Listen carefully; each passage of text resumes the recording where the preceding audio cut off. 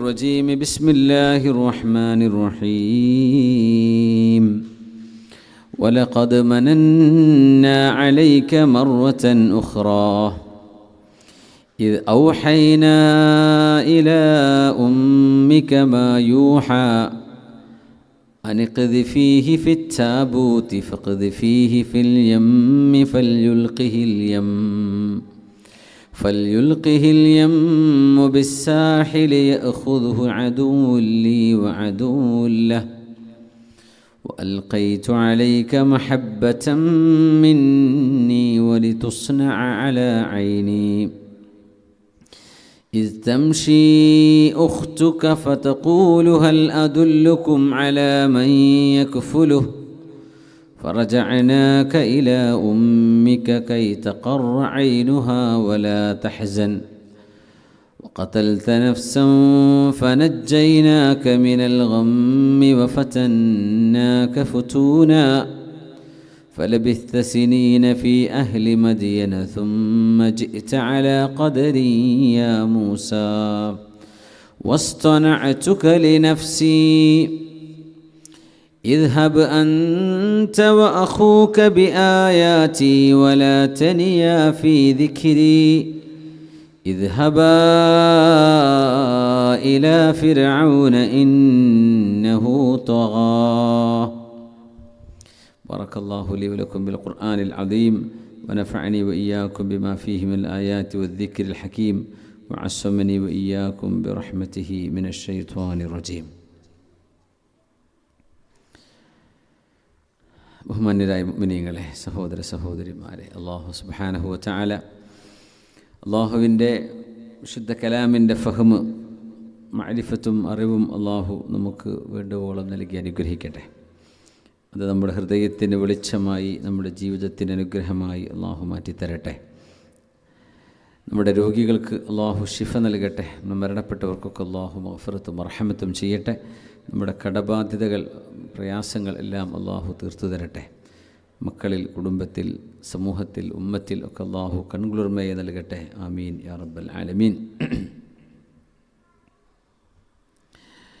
സയ്യിദുന മൂസ അലൈഹിസ്സലാത്തു വസ്സലാം, മൂസ അലൈഹിസ്സലാമിൻ്റെ ജനന സമയത്തുള്ള ചരിത്രഭാഗങ്ങളാണ് നമ്മൾ ഓതിവെച്ച ഭാഗം. സൂറത്ത് ത്വാഹയിൽ അല്ലാഹു നമ്മളെ പഠിപ്പിക്കുന്നത്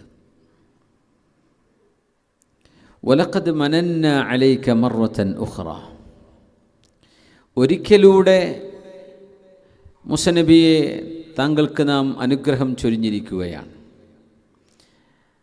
ഒരിക്കലൂടെ എന്ന് പറയുന്നതിന് മുമ്പൊരു അനുഗ്രഹം ഉണ്ടായിട്ടുണ്ട്. അതിന് ശേഷമുണ്ടായ അനുഗ്രഹമാണ് വഹി, നുബുവത്ത്. അപ്പോൾ നുബുവത്ത് അല്ലാത്തൊരു വലിയൊരു അത്ഭുതം സയ്യിദന മൂസ അലൈഹിസ്സലാമിന് അല്ലാഹു ചെയ്തു കൊടുത്തത് മൂസ നബിയുടെ കുട്ടിക്കാലമാണ്.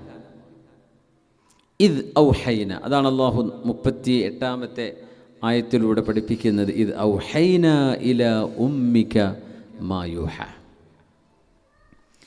അങ്ങയുടെ ഉമ്മാക്ക് നമ്മൾ ചില വഹയുകൾ നൽകുകയുണ്ടായി.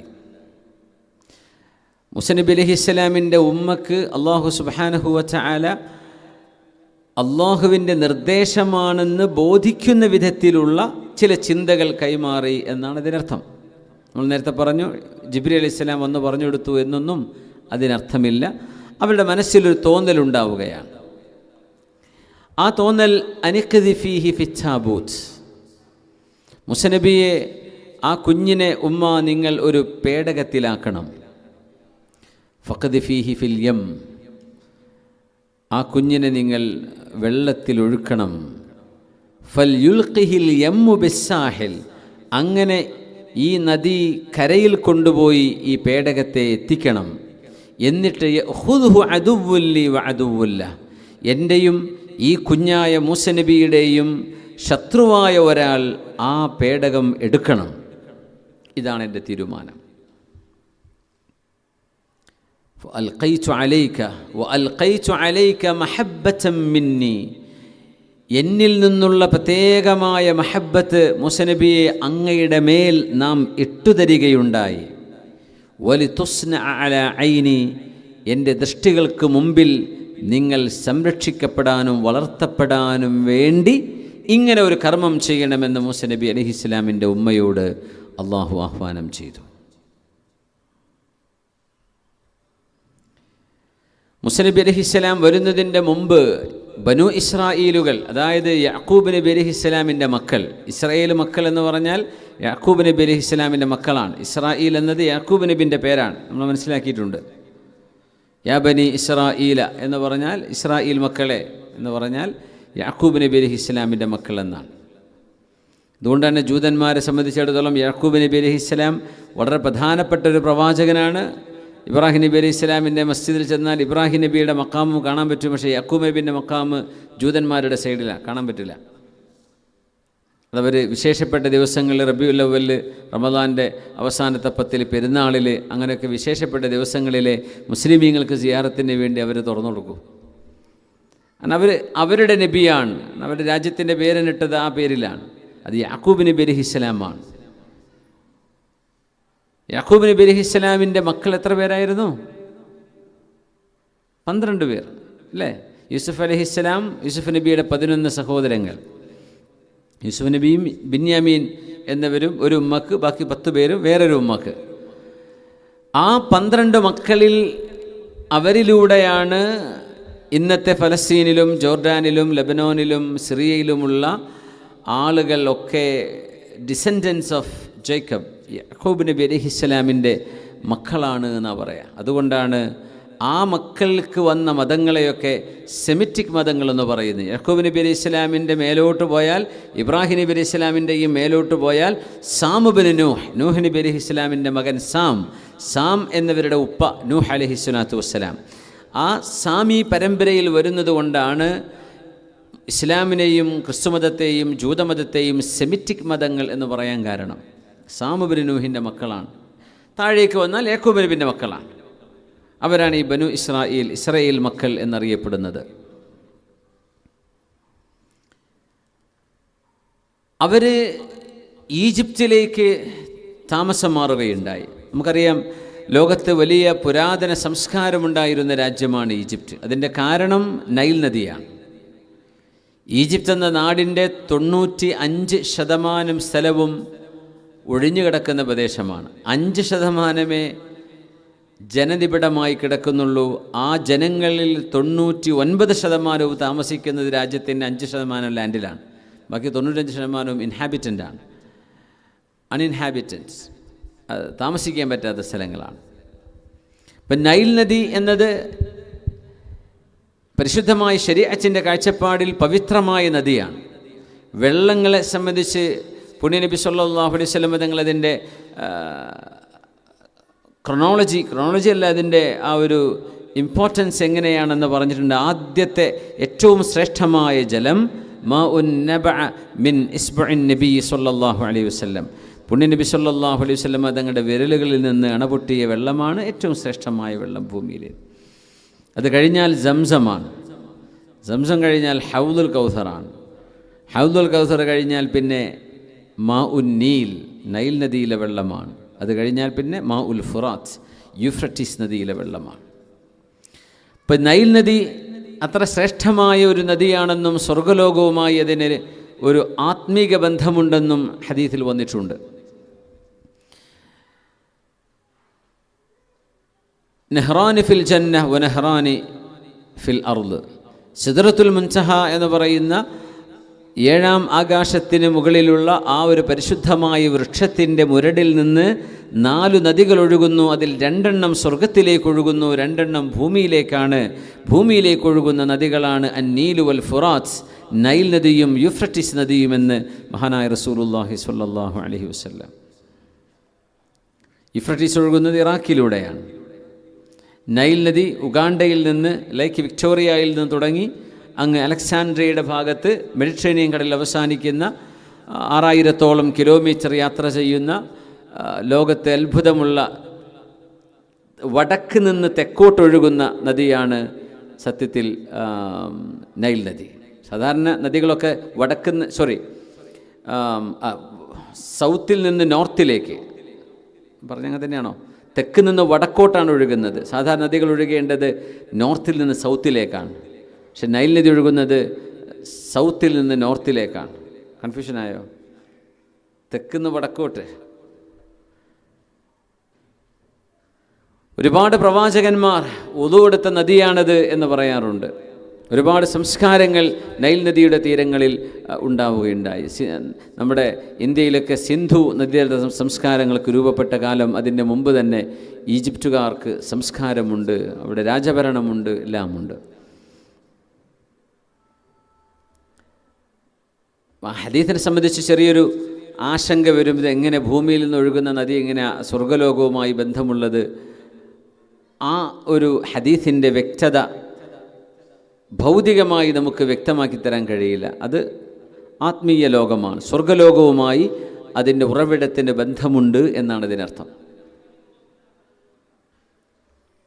യൂഫ്രട്ടീസ് നദിയിലാണ് ഖിയാമത്തിനോടടുക്കുമ്പോൾ സ്വർണത്തിൻ്റെ വലിയ വലിയ ഉസ്തുവാനാത്തുകൾ, വലിയ സിലിണ്ടറുകൾ കാണപ്പെടും എന്നൊക്കെ നിബിധങ്ങൾ പറഞ്ഞത് ഫുറാത്തിനെ സംബന്ധിച്ചാണ്. ഇറാഖിലെ ഫുറാത്തിനെ കുറിച്ചാണ്. യൂഷിക്കു അൻ തഹ്സിർ അൽ ഫുറാത്തു അൻ കൻസിം മിൻ ദഹബിൻ, സ്വർണത്തിൻ്റെ വലിയ വലിയ ഖനികൾ യൂഫ്രട്ടീസ് നദിയിൽ കാണപ്പെടാൻ സാധ്യതയുണ്ടെന്നല്ല, കാണപ്പെടാൻ അടുത്തു വരും ഖിയാമത്ത് നാളിനോടടുക്കുമ്പോൾ എന്ന് റസൂലുള്ളാഹി സ്വല്ലല്ലാഹു അലൈഹി വസല്ലം തങ്ങളുടെ ഹദീസുണ്ട്.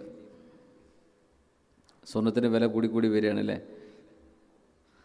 അപ്പോൾ 7000 8000 ഉള്ള കാലത്ത് വിറ്റവരൊക്കെ ഇപ്പോൾ പടച്ചോനെ അന്നൊക്കെ എന്തിനാണ് വിറ്റത്? അത് വെച്ചിരുന്നെങ്കിലത്തെ കിട്ടുമായിരുന്നു.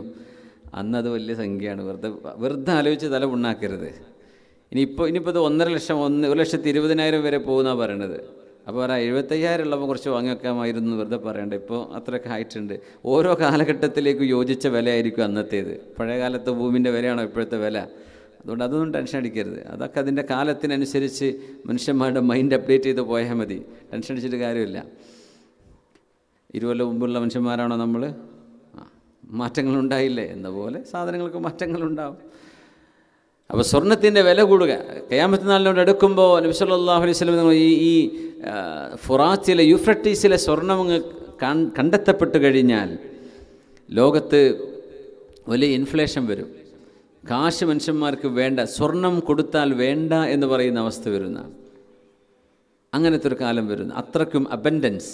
കാരണം ഇതിന് വില കൂടാൻ കാരണം ഇത് കിട്ടൽ വളരെ റയറാണ്. റയർ സാധനങ്ങൾക്ക് വില കൂടും. സുലഭമായി ഇരുമ്പ് കുഴിച്ചെടുക്കുന്ന പോലെ കുഴിച്ചെടുക്കാൻ കിട്ടിക്കഴിഞ്ഞാൽ ഇതിന് വില ഉണ്ടാവില്ല, മാർക്കറ്റ് ഇടിഞ്ഞു പോകും. അങ്ങനെ ഒരു സംഭവം നടക്കുമെന്നും ലോകത്ത് 100 ദീനാർ എന്നോ അല്ലെങ്കിൽ 100 സ്വർണ്ണ നാണയങ്ങൾ കൊടുത്താൽ ദേഷ്യപ്പെടുന്ന അവസ്ഥ, എനിക്ക് വേണ്ടാന്ന് പറഞ്ഞ മനുഷ്യൻ എറിഞ്ഞു കൊടുക്കുമെന്നാണ്. അങ്ങനത്തെ ഒരു കാലം വരുമെന്നും തങ്ങൾ പറഞ്ഞിട്ടുണ്ട് സല്ലല്ലാഹു അലൈഹി വസല്ലം. മാഷാ അല്ലാഹ്. ബാവാജിക്ക് അസ്സലാമു റഹ്മത്തുള്ളാഹി. അൽഹംദുലില്ലാഹ്. അള്ളാഹു ദീർഘായുസ്സും ആഫിയത്തും സലാമത്തും കൊടുക്കട്ടെ. ആമീൻ. ബാവാജിക്കും ഭാര്യയ്ക്കും കുടുംബത്തിനും നമ്മളെല്ലാവർക്കും ആമീൻ യാ റബ്ബൽ ആലമീൻ. ഞാൻ ആലോചിച്ച് ഈ പ്രായത്തിലൊക്കെ നമ്മളൊക്കെ ആണെങ്കിൽ വീട്ടിൽ കിടന്ന് അവിടെ വിശ്രമിക്കുക എന്നല്ലേ വിചാരിക്കുക. അജരിപ്പോൾ ക്ലാസ്സിന് വന്നിരിക്കുകയാണത്. എത്രയോ ആരോഗ്യമുള്ള ആൾക്കാരിപ്പോൾ നമുക്ക് ചുറ്റും ഉണ്ടാവില്ലേ, വരാൻ പറ്റുന്നവർ. അതൊരു തൗഫീഖാണ്. ഖൈറുക്കും മൻ ത്വാല ഉംറുഹു വസലുഹ അമലുഹു, നിങ്ങളിൽ ഏറ്റവും ഖൈറായവർ ഒരുപാട് ആയുസ്സിൽ ജീവിക്കുകയും അത്രയും കാലം നന്മ ചെയ്യാൻ ഭാഗ്യം ഉണ്ടാവുകയും ചെയ്ത ആളുകളാണെന്നാണ്. അള്ളാഹു നമുക്കൊക്കെ അതിന് തൗഫീഖ് തരട്ടെ. ആമീൻ യാ റബ്ബൽ ആലമീൻ. അപ്പോൾ നൈൽ നദിയിലേക്ക് വരാം. അതുകൊണ്ട് തന്നെ നൈൽ നദിയുടെ ഓരങ്ങളിൽ യൂഫ്രട്ടീസിനെ പോലെ തന്നെ പരിശുദ്ധമായ നദിയാണ് നമ്മെ സംബന്ധിച്ചിടത്തോളം നൈൽ നദി. എന്ന് വിചാരിച്ച് അത് കണ്ടാമിനേറ്റഡ് വെള്ളമാണെങ്കിൽ കുടിക്കണമെന്നൊന്നും സുന്നത്തില്ല കേട്ടോ. അത് ശ്രദ്ധിക്കണേ. നൈൽ നദി പുണ്യമുള്ള വെള്ളം, അതിൽ ഡ്രെയിനേജൊക്കെ പോകുന്നുണ്ട്. വൃത്തിയുള്ള ശുദ്ധിയുള്ള വെള്ളമായിട്ട് കിട്ടിയാൽ കുടിച്ചോളൂ, കുടിക്കണം. പക്ഷേ അഴുക്കുണ്ടെങ്കിൽ കുടിച്ചോളണം അങ്ങനെയൊന്നുമില്ല. അത് അഴുക്ക് മുത്തനജ്ജസാണെങ്കിൽ അത് കൊടുക്കാനും പറ്റില്ല. പക്ഷേ പരിശുദ്ധമായ വെള്ളമാണ്. ആ പരിശുദ്ധിയിൽ അത് കാത്തു സൂക്ഷിക്കണം. അത് ഒരുപാട് രാജ്യങ്ങളുടെ ഉത്തരവാദിത്തമാണ്, ഒരുപാട് ജനങ്ങളുടെ ഉത്തരവാദിത്തമാണ്. യാക്കൂബ് നബി അലൈഹിസ്സലാമിൻ്റെ മക്കൾ ഒരുപാട് വർഷങ്ങൾക്ക് ശേഷം കനാനിൽ നിന്ന് അല്ലെങ്കിൽ ഫലസ്തീനിൻ്റെ ഭാഗങ്ങളിൽ നിന്ന് ഈജിപ്തിലേക്ക് സീനാ മരുഭൂമി വഴി പലായനം ചെയ്ത് ഈജിപ്തിൽ സെറ്റിലാവുകയുണ്ടായി. അവിടെ മുതലാണ് ഫറോവയുടെ അടിമകളായി ഇസ്രായേൽ മക്കൾ മാറുന്നത്. ഈജിപ്തിൽ 2 പ്രധാനപ്പെട്ട വംശങ്ങളാണ്. ഒന്ന് ഖിബിത്തുകൾ എന്ന് പറയും, മറ്റേത് ബനു ഇസ്രായേലുകൾ, ഇസ്രായേൽ മക്കൾ. ഖിബിത്തുകൾ എന്ന് പറയുന്നത് രാജകുടുംബമാണ്. ഇംഗ്ലീഷിൽ അവരെ കോപ്റ്റ്സ് എന്ന് പറയും, കോപ്റ്റ്സ്, ഖിബിത്തുകൾ. മറ്റേത് ചിൽഡ്രൻ ഓഫ് ഇസ്രായേൽ, യാക്കൂബ് നബി അലൈഹിസ്സലാമിൻ്റെ വംശപരമ്പരയിൽ വരുന്ന ആളുകൾ. അവർ പ്രവാചക കുടുംബമാണവർ. തങ്ങന്മാരെന്നൊക്കെ പറയാൻ പറ്റുമെങ്കിൽ അവരാണ്. അങ്ങനത്തെ ഒരു തലമുറയായിരുന്നു മൂസ നബി അലൈഹിസ്സലാമിൻ്റെ അനുയായികൾ. പക്ഷേ അവരെ ഫറോവ വല്ലാണ്ട് ഉപദ്രവിച്ചു. അവരടിമകളായി ട്രീറ്റ് ചെയ്തു. അവർക്ക് സ്വാതന്ത്ര്യം കൊടുത്തില്ല, ശമ്പളമില്ല, ജീവൻ നിലനിൽക്കാനുള്ള ഭക്ഷണം മാത്രം കൊടുക്കും. അങ്ങനെ ഇരിക്കെയാണ് ഫറോവയ്ക്കൊരു സ്വപ്നമുണ്ടാകുന്നത്. ആ സ്വപ്നം കണ്ടുകൊണ്ട് അദ്ദേഹം പേടിച്ചു. സ്വപ്നവ്യാഖ്യാതാക്കളെ കൊണ്ടുവന്നു. അതിൻ്റെ വ്യാഖ്യാനം എന്താണെന്ന് ചോദിച്ചു. എല്ലാവരും ഒരേ മറുപടി: ഇസ്രായേൽ മക്കളിൽ ഒരാൺകുട്ടി ജനിക്കും, ആ കുഞ്ഞിൻ്റെ കയ്യാലെ നിങ്ങളുടെ ഭരണം നിങ്ങൾക്ക് നഷ്ടമാകും. അപ്പം എന്ത് ചെയ്യണം? ആൺകുട്ടികളെ മുഴുവൻ കൊന്നുകളയണം. അങ്ങനൊരു നിഷ്ഠൂരമായ തീരുമാനം ഫറോവ എടുക്കുകയാണ്. ആയിരക്കണക്കിന് ഉമ്മമാരും ഉപ്പമാരും നിലവിളിച്ചിട്ടുണ്ട്. ഒരു പെണ്ണ് ഗർഭിണിയാണെന്ന് പോലീസുകാർ ഐഡൻറ്റിഫൈ ചെയ്താൽ അവൾ പ്രസവിക്കുന്നവരെ അവർ വാച്ച് ചെയ്യും. പ്രസവം നടന്ന് കുഞ്ഞിൻ്റെ ജെൻഡർ ആൺകുട്ടിയാണെന്ന് ബോധ്യപ്പെട്ടാൽ ആ കുഞ്ഞിനെ അവർ കൊന്നുകളയും. ഉപ്പമാരുടെയും ഉമ്മമാരുടെയും നിലവിളി ഫറോവക്ക് കേൾക്കെ അയാൾ ശ്രദ്ധിച്ചില്ല, അല്ലെങ്കിൽ അതിന് വില കൊടുത്തില്ല. എന്തിന്? ഈ മനുഷ്യൻ്റെ അധികാരം നിലനിർത്താൻ. നോക്കണം, മനുഷ്യൻ അധികാരത്തിന് വേണ്ടി ചെയ്യുന്ന കോപ്രായങ്ങളെന്നൊക്കെ പറയില്ലേ. അയാൾക്ക് രാജാവായി തുടരണം, തൻ്റെ അധികാരം വേറെ ഒരാൾ തട്ടിയെടുക്കരുത്. അതിനുവേണ്ടി മൂസ നബി അലൈഹിസ്സലാം എന്ന ഒരു കുഞ്ഞ് ജനിക്കും, ആ കുഞ്ഞിലൂടെ ഫറോവയുടെ അധികാരം നഷ്ടപ്പെടും എന്നതാണ് അള്ളാഹുവിൻ്റെ തീരുമാനം. പക്ഷേ അതിനുവേണ്ടി ആയിരക്കണക്കിന് യുദബ്ബിഹു അബ്നാഅഹും വയസ്തഹ്യി നിസാഅഹും وَإِذْ نَجَّيْنَاكُمْ مِنْ آلِ فِرْعَوْنَ يَسُومُونَكُمْ سُوءَ الْعَذَابِ يُذَبِّحُونَ أَبْنَاءَكُمْ وَيَسْتَحْيُونَ نِسَاءَكُمْ وَفِي ذَلِكُمْ بَلَاءٌ مِّن رَّبِّكُمْ عَظِيمٌ. അല്ലാഹു നിങ്ങളെ ഫറോവയുടെ ആളുകളിൽ നിന്ന് രക്ഷപ്പെടുത്തിയല്ലോ. യസൂമൂനകും സൂഅൽ അദാബ്, വളരെ കഠിനമായ ശിക്ഷയ്ക്ക് നിങ്ങളെ അയാൾ വിധേയമാക്കിക്കൊണ്ടിരിക്കുന്ന കാലം. യുദബ്ബിഹൂന അബ്നാഅകും, നിങ്ങളുടെ ആൺകുട്ടികളെ ഇഞ്ചിഞ്ചായി കൊല്ലുകയും വയസ്തഹ്യൂന നിസാഅകും, നിങ്ങളുടെ പെണ്ണുങ്ങളെ ജീവിക്കാൻ അനുവദിക്കുകയും ചെയ്തുകൊണ്ട്. വഫീ ദാലികും ബലാഉം മിർ റബ്ബികും അദീം, അല്ലാഹുവിൻ്റെ വലിയൊരു പരീക്ഷണമായിരുന്നുവത്. ആ പരീക്ഷണത്തിൽ നിന്ന് മോചനം കൊടുക്കുകയാണ് സയ്യിദന മൂസ അലൈഹിസ്സലാമിൻ്റെ ജന്മത്തിലൂടെ, മൂസ നബി ജനിക്കുന്നതിലൂടെ ഈ ക്രൂരതയ്ക്ക് അറുതി വരികയാണ്.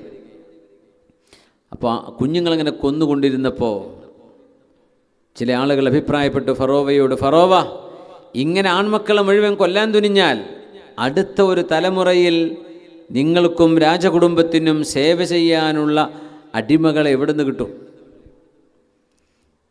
കാരണം വലിയ വലിയ ആർക്കിടെക്ചറൽ വണ്ടേഴ്സ് ലോകത്തുണ്ടായിട്ടുള്ള വലിയ വലിയ കെട്ടിട സമുച്ചയങ്ങൾ, വലിയ വലിയ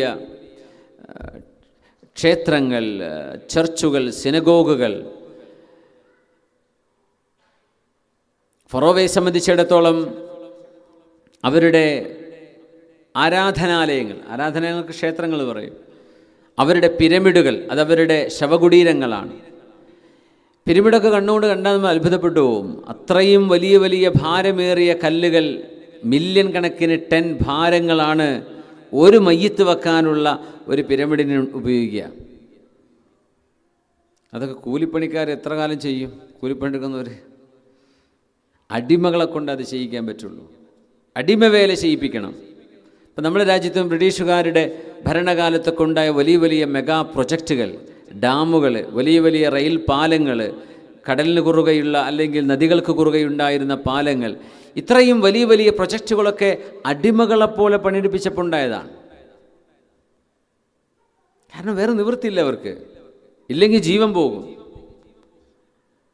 അങ്ങനെ പേടിപ്പിച്ച് പണിയെടുക്കുന്ന ജോലി ഈജിപ്തുകാർ, ഫറോവയുടെ ആളുകൾ ചെയ്തുകൊണ്ടിരിക്കുന്ന കാലമാണത്. പിരമിഡൊക്കെ വലിയൊരു അത്ഭുതമാണ്. അതിനെ സംബന്ധിച്ച് ചില ഡോക്യുമെൻ്ററികളൊക്കെ ഇറങ്ങിയിട്ടുണ്ടായിരുന്നു. അത് മനുഷ്യർ തന്നെ ഉണ്ടാക്കിയതാണോ, അതല്ല അത് മനുഷ്യേതര ജീവികൾ അല്ലെങ്കിൽ ജിന്നുകളോ ഭൂതങ്ങളോ ഇടപെട്ടതാണോ എന്നൊക്കെയുള്ള ചർച്ചകൾ ഗവേഷകന്മാർക്കിടയിൽ തന്നെ വളരെ സുലഭമാണ്. പക്ഷേ പറയാറുണ്ട് മനുഷ്യർ തന്നെയാകണം. കാരണം ഈജിപ്തിൽ അവർ നൈൽ നദിയിൽ വെള്ളപ്പൊക്കമുണ്ടാകുന്ന സമയം, ആ വെള്ളപ്പൊക്കമുണ്ടാകുന്ന സമയം വെള്ളം വേലിയേറ്റമുണ്ടാകും. കാരണം നൈൽ നദിയുടെ അധികം ദൂരെയല്ല പിരമിഡുകളൊക്കെ ഉള്ളത്. ജീസ എന്നാണ് ആ പിരമിഡ് നിൽക്കുന്ന സ്ഥലത്തിന് പറയുക. കെയ്റോ നഗരത്തിൻ്റെ ഒരു ഭാഗമാണ്, ഓൾഡ് സിറ്റിയാണത്.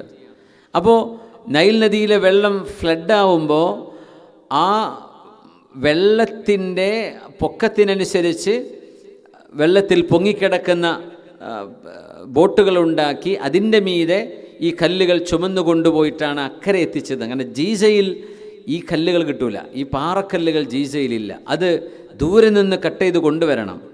അങ്ങനെ വരുമ്പോൾ ഈ നൈൽ നദി എങ്ങനെ ക്രോസ് ചെയ്യും എന്നതൊരു വിഷയമാണ്. എന്നിട്ട് ഈ ഉയർന്ന പ്രദേശം, ജീസ എന്ന ഉയർന്ന പ്രദേശമാണ്, കാരണം അത് പടിഞ്ഞാറ് ഭാഗമാണ്. ഈജിപ്തുകാർക്ക് വിശ്വാസപ്രകാരം പടിഞ്ഞാറ് അസ്തമിക്കുന്ന സ്ഥലമാണ്. അതുകൊണ്ട് ശവകുടീരങ്ങളൊക്കെ ഈജിപ്തിൻ്റെ നൈൽ നദിയുടെ പടിഞ്ഞാറ് ഭാഗത്തും രാജാക്കന്മാരുടെ കൊട്ടാരങ്ങളൊക്കെ കിഴക്ക് ഭാഗത്തും ഉള്ളത്. ആർക്കും ശ്രദ്ധിച്ചിട്ടുള്ളത്? അങ്ങനെ ഈജിപ്തിലൊക്കെ പോയിട്ടുണ്ട്, മാഷാ അല്ലാഹ്. കിഴക്ക് ഭാഗത്താണ് കൊട്ടാരങ്ങൾ ഉണ്ടാക്കിയത് രാജാക്കന്മാർ. കാരണം ഉദയം അതൊരു ഉയർച്ചയുടെ സിമ്പലാണ്, അസ്തമയം അതൊരു മരണത്തിൻ്റെ സൂചനയാണ്. അങ്ങനെ മരിക്കുന്ന സംഭവങ്ങളൊക്കെ പുഴക്കക്കര മതി, പടിഞ്ഞാറ് മതി എന്ന് തീരുമാനിച്ച് പിരമിഡുകളൊക്കെ നൈൽ നദിയുടെ പടിഞ്ഞാറ് ഭാഗമാണ്. അപ്പോൾ ഈ നൈൽ നദിയിലെ വെള്ളപ്പൊക്കത്തിലൂടെയാണ് ഈ കല്ലുകൾ അക്കരെ എത്തിച്ചത് എന്നാണ് ചരിത്രപരമായി ഇവർ പറയാറുള്ളത്. എന്നാൽ പോലും നമ്മളൊക്കെ അത്ഭുതപ്പെടും, മനുഷ്യൻ്റെ ഇത്രയും വലിയ കപ്പാസിറ്റി മനുഷ്യന് എങ്ങനെ ഉണ്ടായി എന്നൊക്കെ. ഒരു ടെക്നോളജിയോ എക്യുപ്മെൻറ്റുകളോ ഇല്ലാത്ത കാലത്ത് ഇത്രയും വലിയ ഭാരമുള്ള കല്ലുകൾ എങ്ങനെയാണ് അതിൻ്റെ മുകളിലേക്ക് എത്തിച്ചു കൊടുത്തത് എന്നൊക്കെ അത്ഭുതമാവും. ഇതൊക്കെ അടിമപ്പണി ചെയ്തുകൊണ്ട് ചെയ്യിപ്പിച്ചതാണ്. ഇതൊക്കെ ചെയ്തത് ഇസ്രായേൽ മക്കളിലെ ആളുകളായിരുന്നു. ഒരുപക്ഷെ ജിന്നുകളുടെ സഹായമുണ്ടായിരുന്നോ ഇല്ലേ നമുക്ക് നിഷേധിക്കാനോ അംഗീകരിക്കാനോ സ്ഥിരീകരിക്കാനോ ഒന്നും അറിയാത്ത കാര്യമാണ്. നമുക്ക് അതിലേക്ക് ആക്സസ് ഇല്ല, അല്ലാഹു അലം. അങ്ങനെ ഒരു അടിമവേല ചെയ്തിരുന്ന അമ്പിയാക്കന്മാരുടെ മക്കളെ മോചിപ്പിക്കാനുള്ള നിയോഗമായിരുന്നു സയ്യിദന മൂസ അലൈഹിസ്സലാമിന്. അള്ളാഹുവിൻ്റെ വാക്ക് നോക്കണം, എൻ്റെയും മൂസ നബിയുടെയും ശത്രുവായ ആളാണ് ഈ പേടകം എടുക്കേണ്ടത്. അത് എടുക്കേണ്ട ആളാരാണെന്ന് തീരുമാനിച്ചു. മൂസ നബിയുടെ ഉമ്മയുടെ മനക്കരുത്താണ് ഇതിലും വലിയ അത്ഭുതം. കുഞ്ഞിനെ, അതും മുലകുടിപ്രായമുള്ള കുഞ്ഞിനെ ആ ഒരു പെട്ടിയിലാക്കിയിട്ട് വെള്ളത്തിലൊഴുക്കി വിടാൻ പറയാണ്. പെട്ടിയിലാക്കി എവിടെയെങ്കിലും ഒളിപ്പിച്ച് വെക്കുകയാണെങ്കിൽ സമാധാനം ഉണ്ടാവും, അവിടെ പോയി നോക്കാമല്ലോ. ഏതെങ്കിലും ഒരു റൂമിൽ അടച്ചിട്ടാൽ മതി എന്ന് പറയുകയാണെങ്കിൽ സമാധാനമായിരുന്നു. പക്ഷെ ഒഴുക്കി വിടാനാണ് പറഞ്ഞത്. ഒരു ഉമ്മയുടെ ഒരു മാതൃഹൃദയത്തിന് എങ്ങനെ അത് സഹിക്കാൻ പറ്റും? ജന്മം കൊടുത്ത ഉമ്മാക്ക് കുഞ്ഞിനോടുള്ള ബന്ധം അപാരമായ അഭേദ്യമായ ബന്ധമാണ്, അല്ലേ? വല്ലാത്ത ബന്ധമാണ്. സുലൈമാൻ നബി അലൈഹിസ്സലാം വാപ്പ ദാവൂദ് നബി അലൈഹിസ്സലാമിൻ്റെ മുമ്പിൽ നിന്ന് ഇറങ്ങി വരുന്ന രണ്ട് പെണ്ണുങ്ങളെ കാണുകയുണ്ടായി. അവർ ഒരു കേസ് തീർപ്പാക്കാൻ വേണ്ടി പോയതാണ്. അപ്പോൾ ചോദിച്ചു, എന്താ നിങ്ങളുടെ പ്രശ്നം? അപ്പോൾ പറഞ്ഞു, ഞങ്ങൾ രണ്ടുപേരും മരുഭൂമിയിൽ യാത്ര ചെയ്യുമ്പോൾ ഞങ്ങളുടെ ഒരു കുഞ്ഞിനെ നഷ്ടമായി. രണ്ട് പെണ്ണുങ്ങൾ ഒരു കുഞ്ഞിനെ ഒരു ചെന്നായ കടിച്ചു കൊണ്ടുപോയി. അവിടെ ഇരിക്കുക കിടക്കുക ചെയ്തപ്പോൾ കൊണ്ടുപോയതായിരിക്കും. ഒരു പെൺകുട്ടിയെ നഷ്ടമായത്, ഒരാൺകുട്ടി ബാക്കിയായി. അവ പോയ പെൺകുട്ടിയുടെ ഉമ്മ പറഞ്ഞു, ഇത് എൻ്റെ കുട്ടിയാണ്. അതാ ഉമ്മൻ്റെ കുട്ടിയല്ല. അങ്ങനെ ദാവൂദ് നബി അലൈഹിസ്സലാമിൻ്റെ കൊട്ടാരത്തിൽ വന്നു. ദാവൂദ് നബി അലൈഹിസ്സലാം, നിങ്ങളിൽ ആരാണ് മുതിർന്ന ആൾ എന്ന് ചോദിച്ചു. പെണ്ണുങ്ങളിൽ സാധാരണ പെണ്ണുങ്ങൾ ഉത്തരം പറയാത്തൊരു ചോദ്യം. അപ്പോൾ ഒരു പെണ്ണ് പറഞ്ഞു, ഞാനാണ് മൂത്തതെന്ന് പറഞ്ഞു. എന്നാൽ അത് നീ കൊണ്ടുപോയിക്കോ എന്ന് പറഞ്ഞു. അങ്ങനെ ആ പെണ്ണ് ഈ കുഞ്ഞിനെയും കൊണ്ട് ഇറങ്ങി വരുമ്പോൾ സുലൈമാൻ അലൈഹിസ്സലാം വാപ്പയോട് പറഞ്ഞു, വാപ്പ ഞാനൊന്ന് വിധി പറഞ്ഞോട്ടെ, ഒരു കത്തി കൊണ്ടുവരാൻ വേണ്ടി പറഞ്ഞു.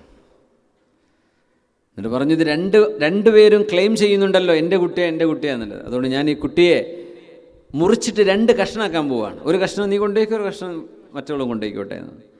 കത്തിയെടുത്ത് ഈ കുഞ്ഞിനെ ഞാൻ അറുക്കുകയാണ് എന്ന് പറഞ്ഞപ്പോൾ അതിൽ ഇളയ പെണ്ണ് പറഞ്ഞു, ചെറിയ പ്രായം കുറഞ്ഞ പെണ്ണ് പറഞ്ഞു, ആ കുഞ്ഞ് അവളുടെ കുഞ്ഞാണ്, അവളെടുത്തോട്ടെ എന്ന് പറഞ്ഞു. അപ്പോൾ സുലൈമാനെ പറഞ്ഞു, ഇത് നിൻ്റെ കുഞ്ഞാണല്ലോ എന്ന് പറഞ്ഞു. അപ്പോൾ അത് അവളുടെ കുഞ്ഞായിരുന്നു. പിന്നെ മറ്റേ പെണ്ണിന് ഒരു കുഴപ്പമില്ലായിരുന്നു, മുറിച്ചോട്ടെ എന്ന് പറഞ്ഞപ്പോൾ ഓക്കെ എന്നാണ് പറഞ്ഞത്. പക്ഷെ മാതൃഹൃദയം പിടക്കും. അത് അവൾ വളർത്തിക്കോട്ടെ, എനിക്ക് എൻ്റെ കുഞ്ഞ് നഷ്ടമായാലും എൻ്റെ കുഞ്ഞിന് അപകടം വരരുത്, എൻ്റെ കൂടെ അല്ലെങ്കിലും എന്ന് പറഞ്ഞപ്പോഴാണ് ഈ കുഞ്ഞിൻ്റെ യഥാർത്ഥ ഉമ്മയെ സുലൈമാൻ നബി അലൈഹിസ്സലാം ഫൈൻഡ് ഔട്ട് ചെയ്യുന്നത്. ആ കഥ കേട്ടിട്ടില്ല ഉസ്മാൻ? വആതൈനാഹുൽ ഹിക്മ, സുലൈമാൻ നബി അലൈഹിസ്സലാമിന് അല്ലാഹു ഹിക്മത്ത് നൽകി എന്ന് വിശുദ്ധ ഖുർആൻ പറയാണ്. അതുകൊണ്ട് മാതൃഹൃദയത്തിന് പേടിയുണ്ടാവും, ഭയമുണ്ടാവും. അങ്ങനത്തെ ഒരു വല്ലാത്ത ഭയമുള്ള അനുഭവം സയ്യിദുന മൂസ അലൈഹിസ്സലാമിൻ്റെ ഉമ്മയ്ക്ക് ഉണ്ടായിരിക്കണം. കാരണം അല്ലാഹു തആല പറയുന്നത് പെട്ടിയിലാക്കി വെള്ളത്തിൽ ഒഴുക്കിവിടാനാണ്. അത് എവിടെ എത്തും? നൈൽ നദി നേരെ പോയി അവസാനിക്കുന്നത് ഏത് കടലിലാണ്? മധ്യധരണ്യ എന്ന് പറയും മലയാളത്തിൽ. അൽ ബഹറുൽ അബിയൽ അൽ മുതവസ്സിത്ത് എന്ന് പറയും. മെഡിറ്ററേനിയൻ കടലാണ്. മെഡിറ്ററേനിയൻ കടലിലങ്ങ് പെട്ടുപോയാൽ പിന്നെ എവിടെ കിട്ടാനാ? അതങ്ങ് പോയാൽ പിന്നെ അറ്റ്ലാന്റിക്കിലാണ് ചെന്ന് അറ്റ്ലാന്റിക് തന്നെ പിന്നെ ഭൂമി മൊത്തം. അതുകൊണ്ട് ഒരു അനന്തമായ യാത്രയ്ക്ക് അല്ലെങ്കിൽ ഒരിക്കലും തിരിച്ചു കിട്ടാത്ത വിധമുള്ള ഒരു അവസ്ഥയാണ് ഉണ്ടാവുക. അങ്ങനെ കുഞ്ഞിനെ വെള്ളത്തിലെറിയാൻ പറയുമ്പോൾ അല്ലെങ്കിൽ വെള്ളത്തിൽ ഒഴുക്കിവിടാൻ വേണ്ടി പറയുമ്പോൾ ആ ഉമ്മയുടെ മനസ്സിൻ്റെ ഉള്ളിലുണ്ടായ അള്ളാഹുവിനെക്കുറിച്ചുള്ള യഖീൻ എത്രയായിരിക്കും? തൻ്റെ റബ്ബിനെ തോന്നിപ്പിക്കുകയാണ്, അള്ളാഹു എന്നെ അറിയിക്കുകയാണ്, അതുകൊണ്ട് ഇത് എൻ്റെ റബ്ബിൻ്റെ ഹിക്മത്താണ്, അതുകൊണ്ട് ഞാനിത് ചെയ്തേ പറ്റൂ. അങ്ങനെ ആ ഉമ്മ ആ കുഞ്ഞിനെ അനിഖദി ഫീഹി ഫി താബൂത്ത്, താബൂത്തിലാക്കി പെട്ടിയിലാക്കി ആ കുഞ്ഞിനെ ഒഴുക്കുകയാണ്. ഫഖദി ഫീഹി ഫിൽ യം, യം എന്ന് പറഞ്ഞാൽ പുഴയാണ്. വെള്ളത്തിന് ജലാശയങ്ങൾക്കൊക്കെ യം എന്ന് പറയും ചെയ്യും. ഫൽയുൽഖിഹിൽ യമ്മു ബിസ്സാഹിൽ, കടലിനും യം എന്ന് പറയും. ഫൽയുൽഖിഹിൽ യമ്മു ബിസ്സാഹിൽ യഖുദുഹു അദുവ്വുൻ ലീ വഅദുവ്വുൻ ലഹു وألقيت عليك محبة مني ولتصنع على عيني.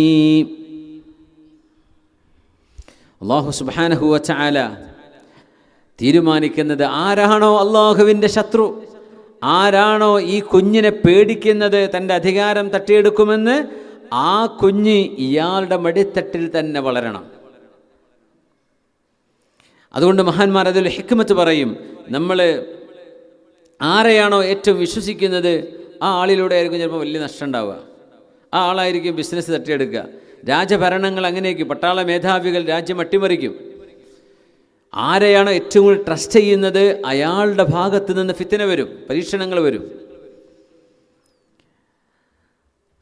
മഹാനായ സയ്യിദുന മൂസ അലൈഹിസ്സലാത്തു വസ്സലാം, ആ മൂസ നബി അലൈഹിസ്സലാം വളർന്നു വരുന്നതിലൂടെ ഫറോവയുടെ അധികാരം നഷ്ടമാകുമെന്ന് പേടിക്കുന്നു. ആ ഫറോവ തന്നെ മൂസ നബി അലൈഹി സ്വലാമിനെ വളർത്തുകയും ചെയ്യുന്നു. സുബ്ഹാനല്ലാഹ്. മൂസ നബി അലൈഹി സ്വലാമിൻ്റെ വീട് നൈൽ നദിയുടെ ഓരത്തോട് ചേർന്നുകൊണ്ടായിരുന്നു എന്നാണ് ചരിത്രം. നൈൽ നദിയോട് ചേർന്ന് നിൽക്കുന്ന ഭാഗം. നൈൽ നദിക്ക് ഒരുപാട് കൈവരികളുണ്ട്, ചെറിയ ചെറിയ തോടുകളായി പോകുന്ന ഭാഗങ്ങളുണ്ട്. അങ്ങനെ ഒരു കൈവരിയുടെ ഭാഗത്താണ് ഫറോവയുടെ കൊട്ടാരമുണ്ടായിരുന്നത്. അങ്ങനെ സയ്യിദുന മൂസ അലൈഹിസ്സലാത്തു വസ്സലാം അള്ളാഹുവിൻ്റെ സംരക്ഷണത്തിലായി ആ പുഴയിൽ ഒഴുകുകയാണ്. ഒഴുകി ഫറോവയുടെ കൊട്ടാരത്തിൻ്റെ മുമ്പിലെത്തി നിൽക്കുമ്പോൾ കുളിക്കാനിറങ്ങുന്ന ആസിയ ബീവി റളിയല്ലാഹു അൻഹ ഈ താബൂത്ത് കാണുന്നു. അത് കൊണ്ടുവരാൻ വേണ്ടി പറയുന്നു. ദൂരെ കാണുമ്പോൾ അത് ഉദ്യോഗസ്ഥരോട് കൊണ്ടുവരാൻ വേണ്ടി പറയുമ്പോൾ തുറന്നു നോക്കുമ്പോൾ അതിലൊരു കുഞ്ഞാണ്. അള്ളാഹുവിൻ്റെ മുറാദ് അവിടെ നടക്കുകയാണ്. وألقيت عليك محبة مني ولتصنع على عيني. ഫറോവയുടെ ഭാര്യയ്ക്ക് മക്കളില്ല. ആർക്ക്? ആസിയ ബീവി റളിയല്ലാഹു അൻഹയ്ക്ക് മക്കളില്ലായിരുന്നു. ചില ചരിത്രഗ്രന്ഥങ്ങളിൽ ആസിയ ബീവിയും ഫറോവയും തമ്മിൽ ശാരീരിക ബന്ധം പോലും ഉണ്ടായിട്ടില്ല എന്നും പറയുന്നുണ്ട്. ചില റിവായത്തുകളിൽ ഹദീസിൽ ആസിയ ബീവി റളിയല്ലാഹു അൻഹയെ സ്വർഗ്ഗലോകത്ത് വെച്ച് പുണ്യനബി സല്ലല്ലാഹു അലൈഹി വസല്ലം തങ്ങൾ വിവാഹം ചെയ്യുമെന്നും കാണുന്നുണ്ട്. അതുകൊണ്ടാണ് പഴയ ഉസ്താദന്മാരൊക്കെ പുന്നാര നബിയുടെ തൃക്കല്യാണത്തിൽ കൂട്ടണേ എന്നൊക്കെ ദ്വാരക്കും. തിരുകല്യാണം എന്നാ പറയാം, തൃക്കല്യാണം എന്ന് പറഞ്ഞാൽ ആസിയ ബീവി റളിയല്ലാഹു അൻഹയുടെ ആ ഒരു വിവാഹത്തെക്കുറിച്ചാണ് പറയുന്നത്. അപ്പോൾ ആസിയ ബീവി ഒറ്റ വാക്ക് ഫറോവയോട് ശുപാർശ ചെയ്യാണ്, ഖുർറത്തു ഐനിൻ ലീ വലക് ലാ തഖ്തുലൂഹു അസാ അൻ യൻഫഅനാ ഔ നത്തഖിദഹു വലദാ. ഖുർറത്തു ഐനിൻ ലീ വലക്, ഇത് എനിക്കും നിങ്ങൾക്കും കൺകുളിർമയായി മാറാൻ പോകുന്ന കുട്ടിയാണ്. അതൊരു ശുഭാപ്തി വിശ്വാസം പ്രകടിപ്പിക്കലാണ്. ഒരു കുഞ്ഞിനെ കാണുമ്പോൾ ഇത് നല്ല കുഞ്ഞായിട്ട് വരും എന്ന് പറയണമെന്നാണ്.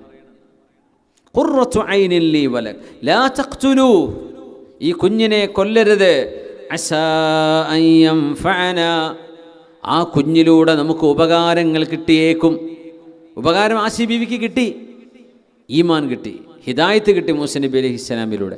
അസാ അൻ യൻഫഅനാ ഔ നത്തഖിദഹു വലദാ, അല്ലെങ്കിൽ നമ്മുടെ മോനായിട്ട് നമുക്ക് വളർത്താമല്ലോ എന്ന് പറഞ്ഞപ്പോൾ ഫിർഔൻ പറഞ്ഞു, ഖുർറത്തു ഐനിക്, എനിക്ക് കൺകുളിർമയൊന്നുമല്ല, നിനക്ക് വേണമെങ്കിൽ കൺകുളിർമയായിക്കോട്ടെ, എനിക്ക് കൺകുളിർമയല്ല എന്ന് പറഞ്ഞു. ഫിർഔനിൻ്റെ വാക്കിങ്ങനെയാണ്. മഹാനായ ഇബ്നു അബ്ബാസ് റളിയല്ലാഹു അൻഹുമാ ഈ സംഭവത്തെ വിവരിച്ചുകൊണ്ട് പറഞ്ഞു, അന്നംറഅത ഫിർഔന ലമ്മാ ഖാലത് ലഹു, ഫറോവയുടെ ഭാര്യ ആസിയ ബീവി, ആസിയ ബിൻത് മുസാഹിം റളിയല്ലാഹു അൻഹ, അവരുടെ വാപ്പയുടെ പേര് മുസാഹിം എന്നായിരുന്നു. ആസിയ ബീവി റളിയല്ലാഹു അൻഹ ഫറോവയോട് പറഞ്ഞു, ഖുർറത്തു ഐനിൻ ലീ വലക്, എനിക്കും നിങ്ങൾക്കും ഇത് കൺകുളിർ. ഇവിടെ ഒരു മഅന പഠിക്കാനുണ്ട്. എനിക്കും നിങ്ങൾക്കും ഇത് കൺകുളിർമയാണ് എന്ന് പറഞ്ഞപ്പോൾ ഖാല ഫിർഔൻ, ഫിർഔൻ പറഞ്ഞു, യകൂനു ലക്കി ഫഅമ്മാ ലീ ഫലാ ഹാജത ലീ ഫീ, നിനക്ക് വേണമെങ്കിൽ ഇത് കൺകുളിർമയായിരിക്കാം, എനിക്കിതൊന്നും വേണ്ട എന്ന് ഫറോവ പറഞ്ഞു. വലൗ അഖറ ഫിർഔൻ അൻ യകൂന ഖുർറത ഐനിൻ ലഹു കമാ അഖറത് ഇംറഅതുഹു ലഹദാഹു അല്ലാഹു തആല കമാ ഹദാഹ വലാകിൻ ഹറമ. ഫറോവയെങ്ങാനും എനിക്കും കൺകുളിർമയാവട്ടെ എന്ന് പറയുകയോ അല്ലെങ്കിൽ എനിക്ക് വേണ്ട എന്ന് പറയാതിരിക്കുകയോ ചെയ്തിരുന്നുവെങ്കിൽ ഫറോവയ്ക്ക് ഹിദായത്ത് കിട്ടുമായിരുന്നു എന്ന് മഹാനായ ഇബ്നു അബ്ബാസ് റളിയല്ലാഹു അൻഹു. ഹിദായത്ത് എന്ന് പറയുന്നത് വല്ലാത്തൊരു നൂറാണ്, അതൊരു പ്രകാശമാണ്. ആ പ്രകാശത്തിലേക്ക് എത്താൻ ചെറിയ ചെറിയ പ്രകാശങ്ങൾ വേണം, ചില ഹസനാത്തുകൾ വേണം. ശരീഅത്തിൻ്റെ കാഴ്ചപ്പാട് അതിന് ഹസനാത്ത് എന്ന് വിളിക്കൂലെങ്കിലും ചില മഹാസിനുകൾ, ചില നന്മകൾ മനുഷ്യൻ്റെ മുമ്പിലുണ്ടെങ്കിൽ ആ നന്മയിലൂടെ നടക്കുമ്പോഴേ നൂറിലേക്ക് എത്താൻ കഴിയുള്ളൂ. ഫറോവ് എന്തു പറഞ്ഞു? അമ്മാ ലീ ഫല, എനിക്ക് കൺകുളിർമെന്ന് വേണം, നിനക്ക് വേണമെങ്കിൽ ആയിക്കോട്ടെ, ഞാൻ ഈ കുട്ടിയെ കൊല്ലണം എന്നാ പറയാന്ന ഫറോവയുടെ അഭിപ്രായം. ഇബ്നു കസീർ റഹ്മത്തുള്ളാഹി അലൈഹി മുഫസ്സിറാണ്, മഹാനായ മുഫസ്സിറാണ്, മഹാനവറുകൾ ഈ സംഭവത്തെക്കുറിച്ച് പറഞ്ഞു, ബി അന്നൽ ബലാഅ മുവക്കലുൻ ബിൽ മൻതിഖ്, അള്ളാഹുവിൻ്റെ പരീക്ഷണം മനുഷ്യൻ്റെ വാക്കുകളുമായി ബന്ധപ്പെട്ട് കിടക്കുകയാണ്. ഇത് ശ്രദ്ധിച്ച് മനസ്സിലാക്കേണ്ട കാര്യമാണ്. ഫയംബഗി ലിൽ അബ്ദി അല്ലാ യൻതിഖ ഇല്ലാ ബിഖൈർ, ഏതൊരു മനുഷ്യനും ഏതൊരു കാര്യവും ഖൈറായിട്ടേ പറയാൻ പാടുള്ളൂ. വമാ ദറ ഫിർഔന ലൗ സകത വലം യൻതിഖ ബിസ്സൂ, ഫറോവ മിണ്ടാതിരുന്നെങ്കിൽ, അവൻ മോശപ്പെട്ട കാര്യങ്ങൾ പറയാതിരുന്നുവെങ്കിൽ അയാൾക്ക് ഉപദ്രവമൊന്നും വരില്ലായിരുന്നു. പക്ഷേ വലാകിൻ മൻ കുതിബ അലൈഹി ഷഖാ അസാബത്തുഹു സിഹാമുഹു വനാലത്തുഹു അസ്ബാബുഹു, പക്ഷേ പരാജയം തനിക്ക് വേണമെന്ന് വിളിച്ചു വരുത്തിയ ഒരാൾ, അയാളുടെ നാവിൽ നിന്ന് അങ്ങനെ വന്നുപോയി, എനിക്കൊരു ഉപകാരവും ഈ കുഞ്ഞിന് വേണ്ടാന്ന്. അതുകൊണ്ട് മഹാന്മാർ പറയാണ്,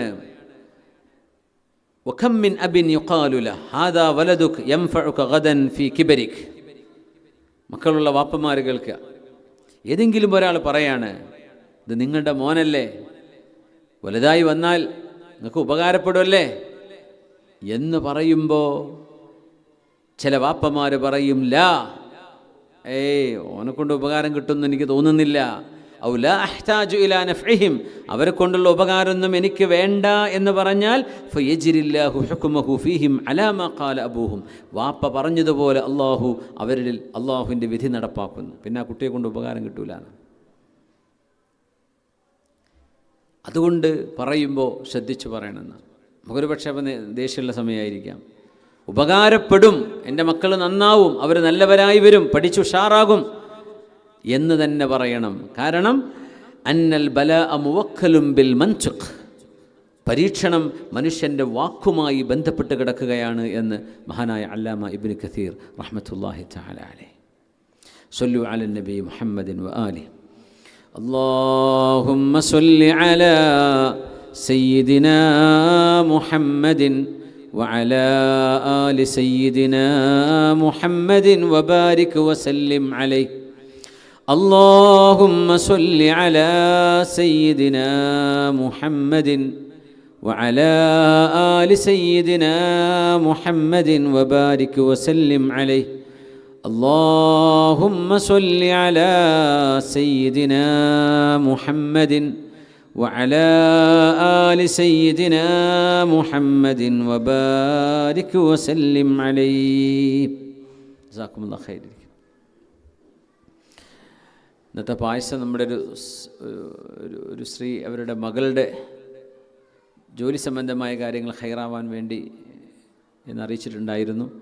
അള്ളാഹു അവരുടെ ഉദ്ദേശങ്ങളെ പൂർത്തിയാക്കി കൊടുക്കട്ടെ. അവരുടെ ജോലിയിലും മറ്റു കാര്യങ്ങളിലൊക്കെ അള്ളാഹു ഖൈറും ബറക്കത്തും നൽകട്ടെ. നമ്മുടെയൊക്കെ എല്ലാവരുടെയും മുറാദുകൾ അള്ളാഹു ഹാസിലാക്കി തരട്ടെ.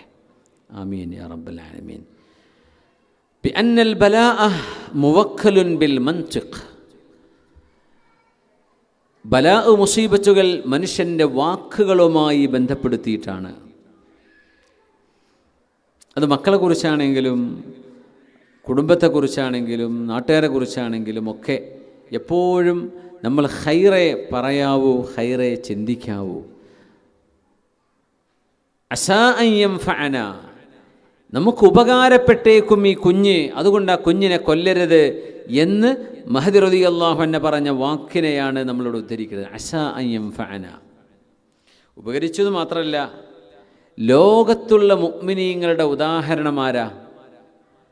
രണ്ട് പെണ്ണുങ്ങളെയാണ് ലോക മുഅ്മിനീങ്ങൾക്ക് ഖുർആൻ ഉദാഹരണം പറഞ്ഞത്. ലോകത്തെ സർവ്വ കാഫിരീങ്ങൾക്കും ഉദാഹരണം പറഞ്ഞത് രണ്ട് പെണ്ണുങ്ങളെയാണ്. ആരാ? സൂറത്തു തഹ്രീമിൻ്റെ അവസാന ഭാഗത്തുണ്ടത്. ലോകത്തുള്ള എല്ലാ മുഅ്മിനീങ്ങളുടെയും ഉദാഹരണം രണ്ട് പെണ്ണുങ്ങളാണ്. എല്ലാ കാഫിറുകൾക്കും ഉദാഹരണവും രണ്ട് പെണ്ണുങ്ങളാണ്. ഇത് ഏതെങ്കിലും ഒരു ഉത്തരം അറിയുന്നവർ? ആസിയ ബീവി, മറിയം ബീവി റളിയല്ലാഹു അൻഹ മുഅ്മിനീങ്ങളുടെ ഉദാഹരണം. കാഫിറുകളുടെ ഉദാഹരണമോ?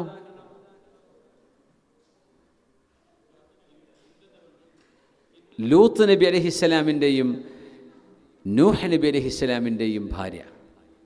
ലൂത്ത് നബിയുടെ ഭാര്യയും നൂഹ് നബി അലൈഹിസ്സലാമിൻ്റെ ഭാര്യയും. വദറബല്ലാഹു മസലൻ, അള്ളാഹു ഉദാഹരണം വെച്ചു. അതാ ദറബ മസലൻ, ദറബാൻ അടിച്ചു നടത്തുന്നുണ്ട്. ദറബ മസലൻ എന്ന് പറഞ്ഞാൽ ഉദാഹരണം പറഞ്ഞു എന്ന്. വദറബല്ലാഹു മസലൻ ലില്ലദീന കഫറു ഇംറഅത നൂഹിൻ വഇംറഅത ലൂത്ത്. ലൂത്ത് നബി അലൈഹിസ്സലാമിൻ്റെയും നൂഹ് നബി അലൈഹിസ്സലാമിൻ്റെയും ഭാര്യമാർ, അവരുടെ പേരുകൾ ഐഡൻറ്റിഫൈഡ് അല്ല, അവരാണ് കാഫിറുകൾക്ക് ഉദാഹരണം. കാനതാ തഹ്ത അബ്ദൈനി മിൻ ഇബാദിനാ സാലിഹൈൻ, എൻ്റെ സ്വാലിഹീങ്ങളായ രണ്ട് മഹാന്മാരുടെ നബിമാരുടെ ഭാര്യമാരായിരുന്നു അവർ. ഫഖാനതാഹുമ, ആ ഭർത്താക്കന്മാരെ അവർ വഞ്ചിച്ചു. ഫലം യുഗ്നിയാ അൻഹുമാ മിനല്ലാഹി ശൈആ, അള്ളാഹുവിൻ്റെ ശിക്ഷ വന്നപ്പോൾ ഒന്നും അവരെ തടുക്കാനുണ്ടായില്ല. അവരവിശ്വാസികളായിരുന്നു, അവിശ്വാസിനികളായിരുന്നു, തങ്ങളുടെ ഭർത്താക്കന്മാർക്കെതിരായിരുന്നു.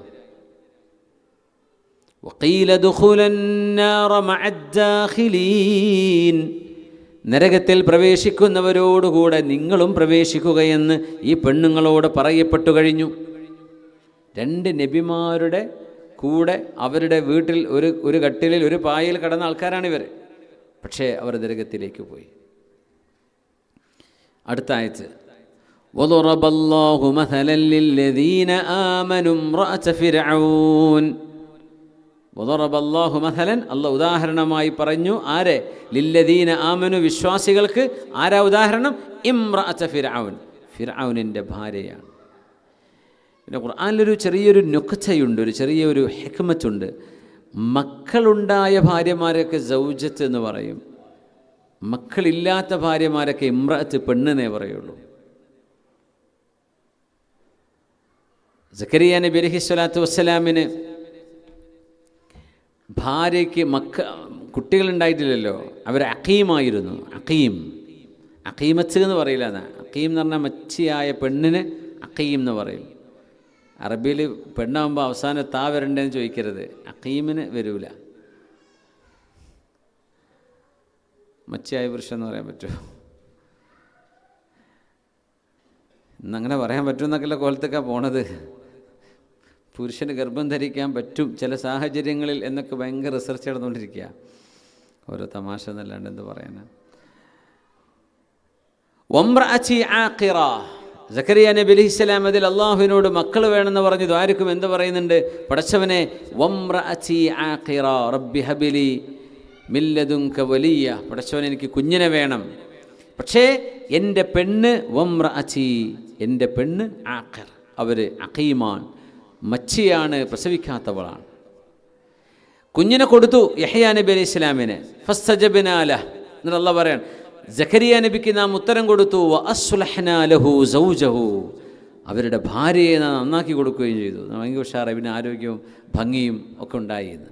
അവിടെ കുഞ്ഞുണ്ടായതിന് ശേഷം പറഞ്ഞത് സൗജ് എന്നാണ്. കുഞ്ഞില്ലാതിരിക്കുമ്പോൾ ഇമ്രഅത്ത് എന്ന് പറഞ്ഞു. കാഫിറായ പെണ്ണിനെ കുറിച്ചും ഇമ്രഅത്ത് എന്ന് പറയും.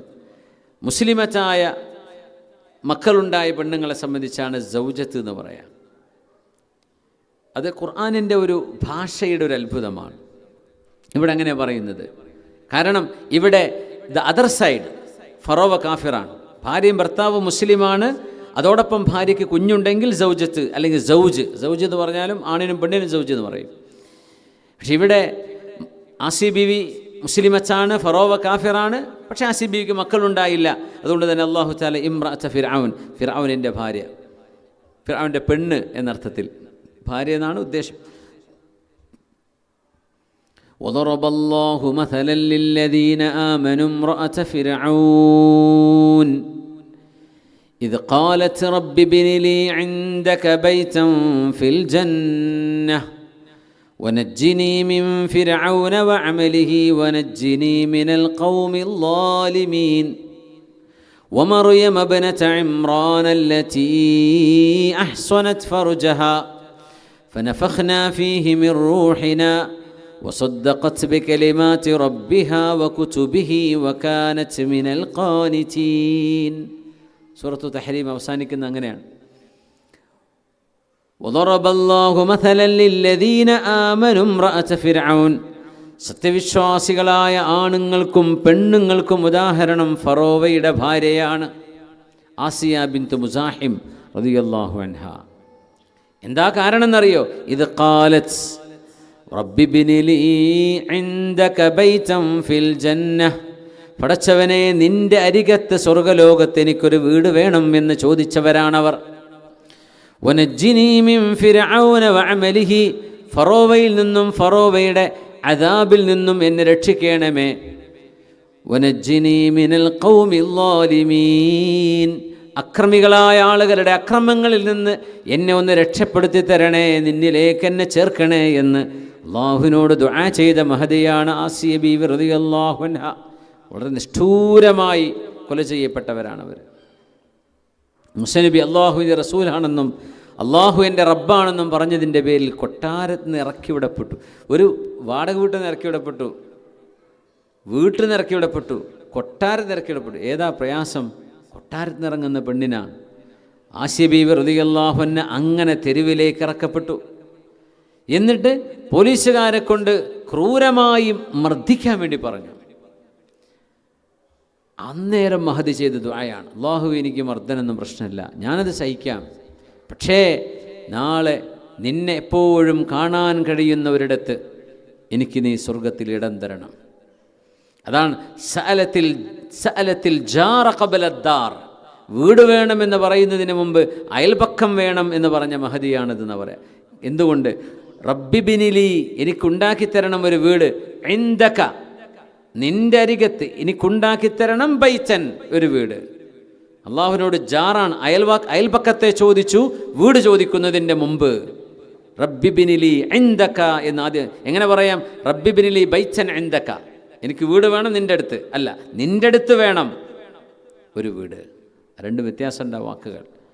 അങ്ങനെ പറഞ്ഞ മഹദിയാണ് ആസിയ ബീവി റളിയല്ലാഹു അൻഹ. വനജ്ജിനി മിന ഖൗമി ളാലിമീൻ. രണ്ടാമത്തേത് ഈസ നബി അലൈഹിസ്സലാമിൻ്റെ ഉമ്മയായ മറിയം റളിയല്ലാഹു തആല അൻഹയാണ്. വമറിയം ഇബ്നത ഇമ്രാൻ, ഇമ്രാനിൻ്റെ മകൾ മറിയം റളിയല്ലാഹു അൻഹയാണ് അടുത്തത്. ومريم ابنة عمران التي أحصنت فرجها, വ്യഭിചാരം ചെയ്യാതെ സൂക്ഷിച്ച മഹദിയാണ് മറിയം ബീവി റളിയല്ലാഹു അൻഹ. അതും യൗവനത്തിൻ്റെ ഏറ്റവും കത്തി നിൽക്കുന്ന സമയത്ത്. വമറിയം ഇബ്നത ഇമ്രാൻ അല്ലതി അഹ്സനത് ഫർജഹ ഫനഫഖ്നാ ഫീഹി മിർ റൂഹിനാ. അന്നേരം ആ മറിയം ബീവിയുടെ ഉദരത്തിലേക്ക് എന്നിൽ നിന്നുള്ള ആത്മാവിനെ സന്നിവേശിപ്പിക്കുകയുണ്ടായി. ജിബ്രീൽ അലൈഹിസ്സലാത്തു വസ്സലാം റൂഹ് ഊതിക്കൊടുത്തു എന്നാണ്. മറിയം ബീവിയെ ടച്ച് ചെയ്തിട്ട് പോലുമില്ല. മറിയം അലൈഹിസ്സലാം റളിയല്ലാഹു അൻഹ കുളി കഴിഞ്ഞ് വരുമ്പോൾ സുമുഖനായൊരു ചെറുപ്പക്കാരെ മുമ്പിൽ പ്രത്യക്ഷപ്പെടുന്നു, അല്ലേ? ഖാല മഅദല്ലാഹ് ഖാലത് അഊദു ബിർറഹ്മാനി മിൻക ഇൻ കുൻത തഖിയ്യാ. നീ അല്ലാഹനെ ഭയപ്പെടുന്നില്ലടോ, എനിക്ക് അല്ലാഹുവിനെ പേടിയില്ലയോ? നീ അള്ളാഹിനെ പേടിക്കുന്ന ആളാണെങ്കിൽ അള്ളാഹുവിനോട് ഞാൻ കാവൽ ചോദിക്കുകയാണ്. അള്ളാഹിനെ പേടിക്കുന്ന ആളുടെ പറഞ്ഞിട്ട് കാര്യമുള്ളൂ. ബീവി പറഞ്ഞു, ഞാൻ അള്ളാഹുവിൽ അഭയം തേടുകയാണ്, നീ അള്ളാഹുവിനെ പേടിക്കുന്ന ആളാണെങ്കിൽ. അപ്പോൾ പറഞ്ഞു, ഞാൻ പുരുഷനല്ല, ഞാനൊരാണുമല്ല, ഞാൻ മനുഷ്യനുമല്ല, ഞാൻ അള്ളാഹുവിൻ്റെ മാലാഖയാണ്. അങ്ങനെ ഒരു സുമുഖനായ ഒരാളെ പൊറ്റ കണ്ട കുട്ടികൾ എന്താ ഫോൺ നമ്പർ ഉണ്ടോ എന്നല്ല ചോദിക്കുക. മറിയം ബീവി റളിയല്ലാഹു അൻഹ പറയുന്നത്, നീ എൻ്റെ അരികത്തുനിന്ന് വിട്ടുപോ, അഊദു ബിർറഹ്മാൻ, കാരുണ്യവാനോട് ഞാൻ കാവൽ ചോദിക്കുകയാണ്, മിൻക, നിന്നിൽ നിന്നൊരു ഉപദ്രവം എനിക്കുണ്ടാവല്ലേ, നീ എൻ്റെ വഴിക്ക് വരല്ലേ, എന്നെ പോകാൻ അനുവദിക്കൂ എന്ന് പറഞ്ഞ് മറിയം അലൈഹിസ്സലാത്തു വസ്സലാം ആ കാണിച്ച ഡിസ്റ്റൻസിങ് അത് തഖ്വയുടേതാണ്. വസദ്ദഖത് ബികലിമാതി റബ്ബിഹാ വകുതുബിഹി വകാനത് മിനൽ ഖാനിതീൻ. തൗറാത്തിലും ഇഞ്ചീലിലും സബൂറിലും അള്ളാഹുവിൻ്റെ കിതാബുകൾ അന്നിറക്കപ്പെട്ട ഗ്രന്ഥങ്ങളിലെല്ലാം വിശ്വസിക്കുകയും അള്ളാഹുവിനെ ധാരാളമായി ഇബാദത്ത് ചെയ്തിരുന്ന ഒരു മഹദിയായിരുന്നു മറിയം റളിയല്ലാഹു അൻഹ. ഈസ അലൈഹിസ്സലാമിനെ ഗർഭം ധരിക്കുമ്പോൾ 14 വയസ്സായിരുന്നുവെന്ന ചരിത്രമുണ്ട്. അല്ല, 17 ആയിരുന്നു, പക്ഷെ 14 വയസ്സായിരുന്നു എന്ന പ്രബലമായ അഭിപ്രായം. ആ ഒരു കൊച്ചുപ്രായം മറിയം അലൈഹിസ്സലാത്തു വസ്സലാം ഈസ നബി അലൈഹിസ്സലാമിന് ജന്മം നൽകുന്ന സമയം മഹദി റളിയല്ലാഹു അൻഹു കാണിച്ച ത്യാഗവും അള്ളാഹുവിനോട് കാണിച്ച ക്ഷമയും വല്ലാണ്ട് പ്രയാസപ്പെട്ടു പോയിട്ടുണ്ട്. അവിടെ നിരപരാധിയാണ്, തെറ്റുകൾ ചെയ്തിട്ടില്ല, പക്ഷേ ആരോപണങ്ങൾക്ക് വിധേയമായി. ഒരു തെറ്റും ചെയ്തിട്ടില്ല, പക്ഷേ ആളുകൾ ആരോപിക്കാൻ തുടങ്ങി. മനുഷ്യന്മാർക്ക് ലൈസൻസ് ഒന്നുമില്ലല്ലോ, എന്തും പറയാലോ. ഫനഫഖ്നാഹു മിർ റൂഹിനാ വസദ്ദഖത് ബികലിമാതി റബ്ബിഹാ വകുതുബിഹി വകാനത് മിനൽ ഖാനിതീൻ. ഇങ്ങനെ 2 മഹദികളെ ലോകത്ത് വരാൻ പോകുന്ന ആണും പെണ്ണുമായ മുഅ്മിനിന് ഉദാഹരണം അള്ളാഹു വെച്ചു. 2 പെണ്ണുങ്ങളാണ്, 2 സൈഡും, കുഫറിൻ്റെ സൈഡും പെണ്ണുങ്ങളാ ഉദാഹരണം, ഈമാനിൻ്റെ സൈഡും അവർ തന്നെയാണ്. അത് അമ്പിയാക്കന്മാരുടെ ഭാര്യമാരായിരുന്നവർ 2 പേർ കാഫിറുകൾക്ക് ഉദാഹരണം. ഇപ്പുറത്ത് ഒന്ന് ഫറോവയുടെ ഭാര്യയാണ്, നോക്കണം, കുഫറിൻ്റെ പക്ഷമാണ് ഭർത്താവ്. മറിയം അലൈഹിസ്സലാത്തു വസ്സലാം പിന്നെ ഭർത്താവില്ല. വലിയൊരു ചാലഞ്ച് അനുഭവിച്ച് ജീവിച്ച മഹദി മറിയം അലൈഹിസ്സലാം. അങ്ങനത്തെ ഒരു ഉപകാരം അള്ളാഹു മറിയം ആസിയ ബീവി റളിയല്ലാഹു അൻഹയ്ക്ക് നൽകി. പെണ്ണുങ്ങളിൽ നിന്ന് ഖമാലിലേക്ക് എത്തിയ ആളുകൾ വിരലെണ്ണാവുന്ന ആളുകളാണ്. അവരിലൊന്ന് ഖദീജ ബിൻത് ഖുവൈലിദ് റളിയല്ലാഹു അൻഹ, ഫാത്തിമ ബിൻത് മുഹമ്മദിൻ സ്വല്ലല്ലാഹു അലൈഹി വസല്ലം ഹബീബിൻ്റെ മോളായ ഫാത്തിമ റളിയല്ലാഹു അൻഹ, മറിയം ബിൻത് ഇമ്രാൻ വ ആസിയ ബിൻത് മുസാഹിം. ഈ 4 മഹദികൾ പെണ്ണുങ്ങളിൽ ഔന്നത്യം പ്രാപിച്ചവരാണ് എന്ന് റസൂലുള്ളാഹി സ്വല്ലല്ലാഹു അലൈഹി വസല്ലം. ഖമുല മിനർ റിജാലി കസീർ, പുരുഷന്മാരിൽ ഒരുപാട് പേർ ഖമാലിൻ്റെ മഖാമിലേക്ക് എത്തിയിട്ടുണ്ട്. ഒരുപാട് ആളുകൾ, അമ്പിയാക്കന്മാരും ഔലിയാക്കന്മാരും അഖ്താബുകളും നുജബാഉകളുമായ ആളുകൾ ഖമാലിലേക്ക് എത്തിയിട്ടുണ്ട്. പക്ഷേ പെണ്ണുങ്ങളിൽ ഖമാലിലേക്ക് എത്തിയ ആളുകൾ കുറവാണ്. അവരിൽ ഏറ്റവും ഉന്നതിയിൽ നിൽക്കുന്ന 4 മഹദികളാണ്. അതിൽപ്പെട്ട മഹദിയാണ് ഈ ആസിയ ബീവി റളിയല്ലാഹു അൻഹ. ആസിയ ബീവിയും മൂസ നബി അലൈഹിസ്സലാമും തമ്മിൽ മിനിമം 40 വർഷത്തിൻ്റെ വ്യത്യാസം ഉണ്ടാവും. 40ാമത്തെ വയസ്സിലാണ് മൂസ നബി നബുവത്ത് പ്രാപിക്കുന്നത്. കൊച്ചുകുട്ടിയായിരുന്നപ്പോഴേ ആസിയ ബീവി മൂസ നബി അലൈഹിസ്സലാമിനെ എടുത്ത് വളർത്തുന്നത്. അത് കഴിഞ്ഞ് 40 കൊല്ലം കഴിഞ്ഞല്ലേ നബിയാവുന്നത്.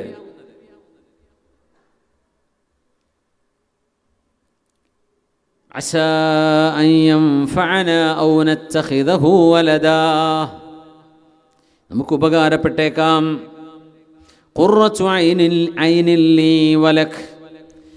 അങ്ങനെ ആസിയ ബീവിയുടെ മനസ്സിൽ മൂസ നബി അലൈഹിസ്സലാം എന്ന ഈ അറിയപ്പെടാത്ത അൺനോൺ അബാൻഡൻഡ് ബേബി, ഈ കുഞ്ഞിനോട് അങ്ങനെ ഒരു സ്നേഹമുണ്ടാവാൻ കാരണമെന്ത്? അതിന് കാരണം എന്താണെന്നറിയോ? وألقيت عليك محبة مني ولتصنع على عيني. അല്ലാഹു പറയാണ്, മൂസ നബിയെ, നിങ്ങൾക്കുമേൽ എൻ്റെ സ്നേഹം ഞാൻ ഇട്ടുതരികയുണ്ടായി. ആര് മൂസ നബിയെ കണ്ടാലും ആ കുഞ്ഞിനോട് സ്നേഹം തോന്നും. കുട്ടിപ്രായത്തിലെ മൂസ അലൈഹിസ്സലാമിനെ ആര് കണ്ടാലും ആ കുഞ്ഞിനോട് സ്നേഹം തോന്നും. അങ്ങനെ ഒരു സ്നേഹം ആസിയ ബീവിക്ക് തോന്നി, ഫറോവക്കും തോന്നി. അല്ലെങ്കിൽ എന്താണ്, ഭാര്യയല്ലേ പറയുന്നത്, അയാൾക്ക് വേണമെങ്കിൽ അയാളുടെ നിയമം നടപ്പാക്കാം, ആ കുഞ്ഞിനെ കൊല്ലാം. പക്ഷെ ഫറോവയുടെ മനസ്സിൽ എവിടെയോ ആ കുഞ്ഞിനോടൊരു സിമ്പതി തോന്നുകയുണ്ടായി. കുഞ്ഞിനെ കൊട്ടാരത്തിൽ കൊണ്ടുവന്നു. നോക്കണം, ഒരു ദിവസം പോലും ആ ഉമ്മയിൽ നിന്ന് കുഞ്ഞ് മാറിയിട്ടില്ല എന്നത് അത്ഭുതം. മൂസ നബി ഇസ്ലാമിൻ്റെ ഉമ്മയോട് അല്ലാഹു പറയുന്നത് എന്താ? ആ കുഞ്ഞിനെ നിങ്ങൾ വെള്ളത്തിൽ ഒഴുക്കിക്കളഞ്ഞോളൂ. ഇന്നാ റാദ്ദൂഹു ഇലൈകി വജാഇലൂഹു മിനൽ മുർസലീൻ. ഞാൻ ആ കുഞ്ഞിനെ നിങ്ങളിലേക്ക് തിരിച്ചു കൊണ്ടുവരികയും ആ കുഞ്ഞിനെ ഒരു പ്രവാചകനായി വളർത്തുകയും ചെയ്യും. അവിടെ ധൈര്യമായിട്ട് വിട്ടോളിന്നു. ഉമ്മാക്ക് സന്തോഷമായി. ഒന്ന്, കുഞ്ഞ് തിരിച്ചു വരും എന്ന് പറയുന്നു. മറ്റൊന്ന്, ആ കുഞ്ഞ് നബിയായിട്ടാണ് വരുന്നത്. ആ നബുവത്തും അതുപോലെ തന്നെ ആ കുഞ്ഞിൻ്റെ വളർച്ചയും, കുഞ്ഞ് ഉമ്മയിലേക്ക് തിരിച്ച് കൊട്ടാരത്തിലെത്തിയപ്പോൾ ഈ കുഞ്ഞിനെ എല്ലാവരും ശ്രദ്ധിക്കാൻ തുടങ്ങി. കുഞ്ഞിങ്ങനെ കരയാണ്, പാല് കുടിക്കുന്ന കുഞ്ഞാണ്. അവിടെ പാല് കൊടുക്കാൻ പറ്റുന്ന പെണ്ണുങ്ങളൊക്കെ വന്നു നോക്കി, ഒരൊറ്റ പെണ്ണിൻ്റെയും പാല് കുടിക്കുന്നില്ല മൂസ നബി അലൈഹിസ്സലാം. കരയാണ്. വൽഖൈതു അലൈക മഹബ്ബത്തൻ മിന്നി, എന്നിൽ നിന്നുള്ള പ്രത്യേകമായ മഹബ്ബത്ത് മൂസ നബിയെ നിങ്ങൾക്ക് മേൽ ഞാൻ ഇട്ട് തന്നിട്ടുണ്ടല്ലോ. മൂസ നബിയെ കാണുന്നവരൊക്കെ പാവം കുഞ്ഞ്, ഇതിനെന്തെങ്കിലും കൊടുക്കണ്ടേ, ഇത് തൊണ്ട പറ്റി മരിച്ചു പോവില്ലേ, ഈ കുഞ്ഞ് ഇങ്ങനെ കരഞ്ഞാൽ എന്താവും? എല്ലാവർക്കും ടെൻഷനായി. എല്ലാവരും കാസർഗോഡ് ഭാഷ പറഞ്ഞ ബേജാറായി, ആകെ ബേജാറായി. എന്ത് ചെയ്യും? അങ്ങനെ അവർ ഓടുകയാണ്, മുല കൊടുക്കാൻ പറ്റുന്ന ആ പെണ്ണുങ്ങളെയും അന്വേഷിച്ച്. ഓരോരുത്തരും വന്ന് കുഞ്ഞു കുടിക്കൂല, വായ തൊടൂല. അപ്പോഴാണ് മൂസ നബി അലൈഹി ഇസ്ലാമിൻ്റെ പെങ്ങള് മറിയം എന്ന് പറയുന്ന പെങ്ങള്, മൂസ നബിക്ക് പെങ്ങളുടെ പേര് മറിയം എന്നാണ്. വഖാലത് ലിഉഖ്തിഹി ഖുസ്സീഹി, മൂസ നബിയുടെ സഹോദരിയോട്, തൻ്റെ മോളോട് ആ ഉമ്മ പറഞ്ഞു, ഖുസ്സീഹി, മോളെ, നിൻ്റെ അനുജൻ്റെ, കൊച്ചനുജൻ്റെ, പിഞ്ചു പൈതലിൻ്റെ കഥ നിങ്ങൾ ശരിക്ക് അറിയണം, കൂടെ പോകണം. ഫബസുറത് ബിഹി അൻ ജുനുബിൻ, ദൂരെ നിന്ന് ഈ കുഞ്ഞിൻ്റെ പേടകം എടുത്തു കൊണ്ടുപോകുന്നത് അത് കൊട്ടാരത്തിലേക്കാണെന്നും ഈ മോള് മറിയമെന്ന ജ്യേഷ്ഠത്തി കാണുകയാണ്. അതിൽ അത്ഭുതമുണ്ടായി. നേരത്തെ നമ്മൾ കാര്യം പറയാൻ മറന്നുപോയി.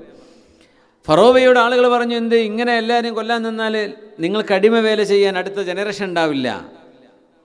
അത് കഴിഞ്ഞിട്ട് പിന്നെ നമ്മളങ്ങോട്ടോ പോയത്?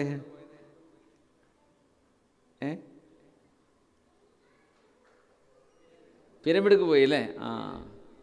അപ്പോൾ ഈ പണിയൊക്കെ ചെയ്യാൻ ആളുകൾ വേണ്ടേ എന്ന് പറഞ്ഞപ്പോൾ അവിടെ ഒരു തീരുമാനമുണ്ടായി. ഫറോവ തന്നെ പറഞ്ഞു, എന്നാൽ ഒരു കാര്യം ചെയ്യാം, 1 വർഷം നമ്മൾ കൊല്ലും, അടുത്ത വർഷം കൊല്ലൂല, പിറ്റേത്തെ വർഷം കൊല്ലും. നോക്കണം, അയാൾക്ക് അറിയാത്തതുകൊണ്ടല്ലോ ഈ കൊല്ലണ്ട എന്ന് വിചാരിക്കുന്ന ആ കൊല്ലത്തിൽ ജനിച്ച കുഞ്ഞു ആവാലോ ഇദ്ദേഹത്തെ ഈ ഓവർടേക്ക് ചെയ്യാൻ പോകുന്ന കുഞ്ഞ്. ആ കൊല്ലരുത് എന്ന വർഷത്തിലാണ് ഹാറൂൻ നബി ജനിക്കുന്നത് അലൈഹിസ്സലാം. ഹാറൂൻ അലൈഹിസ്സലാം ജനിക്കുമ്പോൾ കൂളായിട്ട് ജനിക്കാൻ പറ്റി. ഉടനെ തന്നെ ഉമ്മ ഗർഭം ധരിച്ചു. അപ്പോൾ ആ ഗർഭം ധരിച്ചത് മൂസ നബിയെയാണ്. മൂസ നബി ഇസ്ലാം ജനിക്കുന്നതാണെങ്കിൽ കൊല്ലുന്ന കൊല്ലത്തിലാണ്. അങ്ങനെ പോലീസുകാരറിയാതെ ഉമ്മ പ്രസവിക്കുന്നത്. ആദ്യത്തെ ഒരു ഗർഭം കഴിഞ്ഞതുകൊണ്ട് തന്നെ മൂസ നബി അലൈഹിസ്സലാമിൻ്റെ ഉമ്മ ഗർഭിണിയാണെന്ന് അവർക്കറിയില്ല, അല്ലെങ്കിൽ പോലീസുകാർക്ക് ഐഡൻറ്റിഫൈ ചെയ്യാൻ പറ്റിയില്ല. അങ്ങനൊരു മറയിലാണ് മൂസ നബി അലൈഹിസ്സലാം ജനിക്കാൻ പോകുന്നത്. നോക്കണം, മൂസ നബി ജനിക്കുന്നത് കൊല്ലണമെന്ന് പറയുന്ന ആ വർഷത്തിലായിരുന്നു. ഒളിപ്പിച്ചു വെച്ച് ജനിച്ചു. മൂസ നബി അലൈഹിസ്സലാമിൻ്റെ ജനനം നടക്കുന്നത് മക്കളെ കൊല്ലുന്ന സമയത്താണ്. എന്നിട്ട് ആ കുഞ്ഞിനെ സുരക്ഷിതമായി അള്ളാഹു കൊട്ടാരത്തിലേക്ക് എത്തിച്ച്, കൊട്ടാരത്തിലെ ഭക്ഷണം കഴിച്ച്, കൊട്ടാരത്തിലെ വെള്ളം കുടിച്ച്, അവിടുത്തെ വസ്ത്രം ധരിച്ച് ആഡംബരത്തിൽ മഹാനായ മൂസ നബി അലൈഹിസ്സലാം വളരുകയാണ്. ബാക്കി കുട്ടികളൊക്കെ പേടിച്ചാൽ വളരുക. ഇത് ലാവിഷായിട്ട് കൊട്ടാരത്തിലാണ് വളരുന്നത് സയ്യിദുനാ മൂസ അലൈഹിസ്സലാം. യഖുദുഹു അദുവ്വുൻ ലീ വഅദുവ്വുൻ ലഹ്.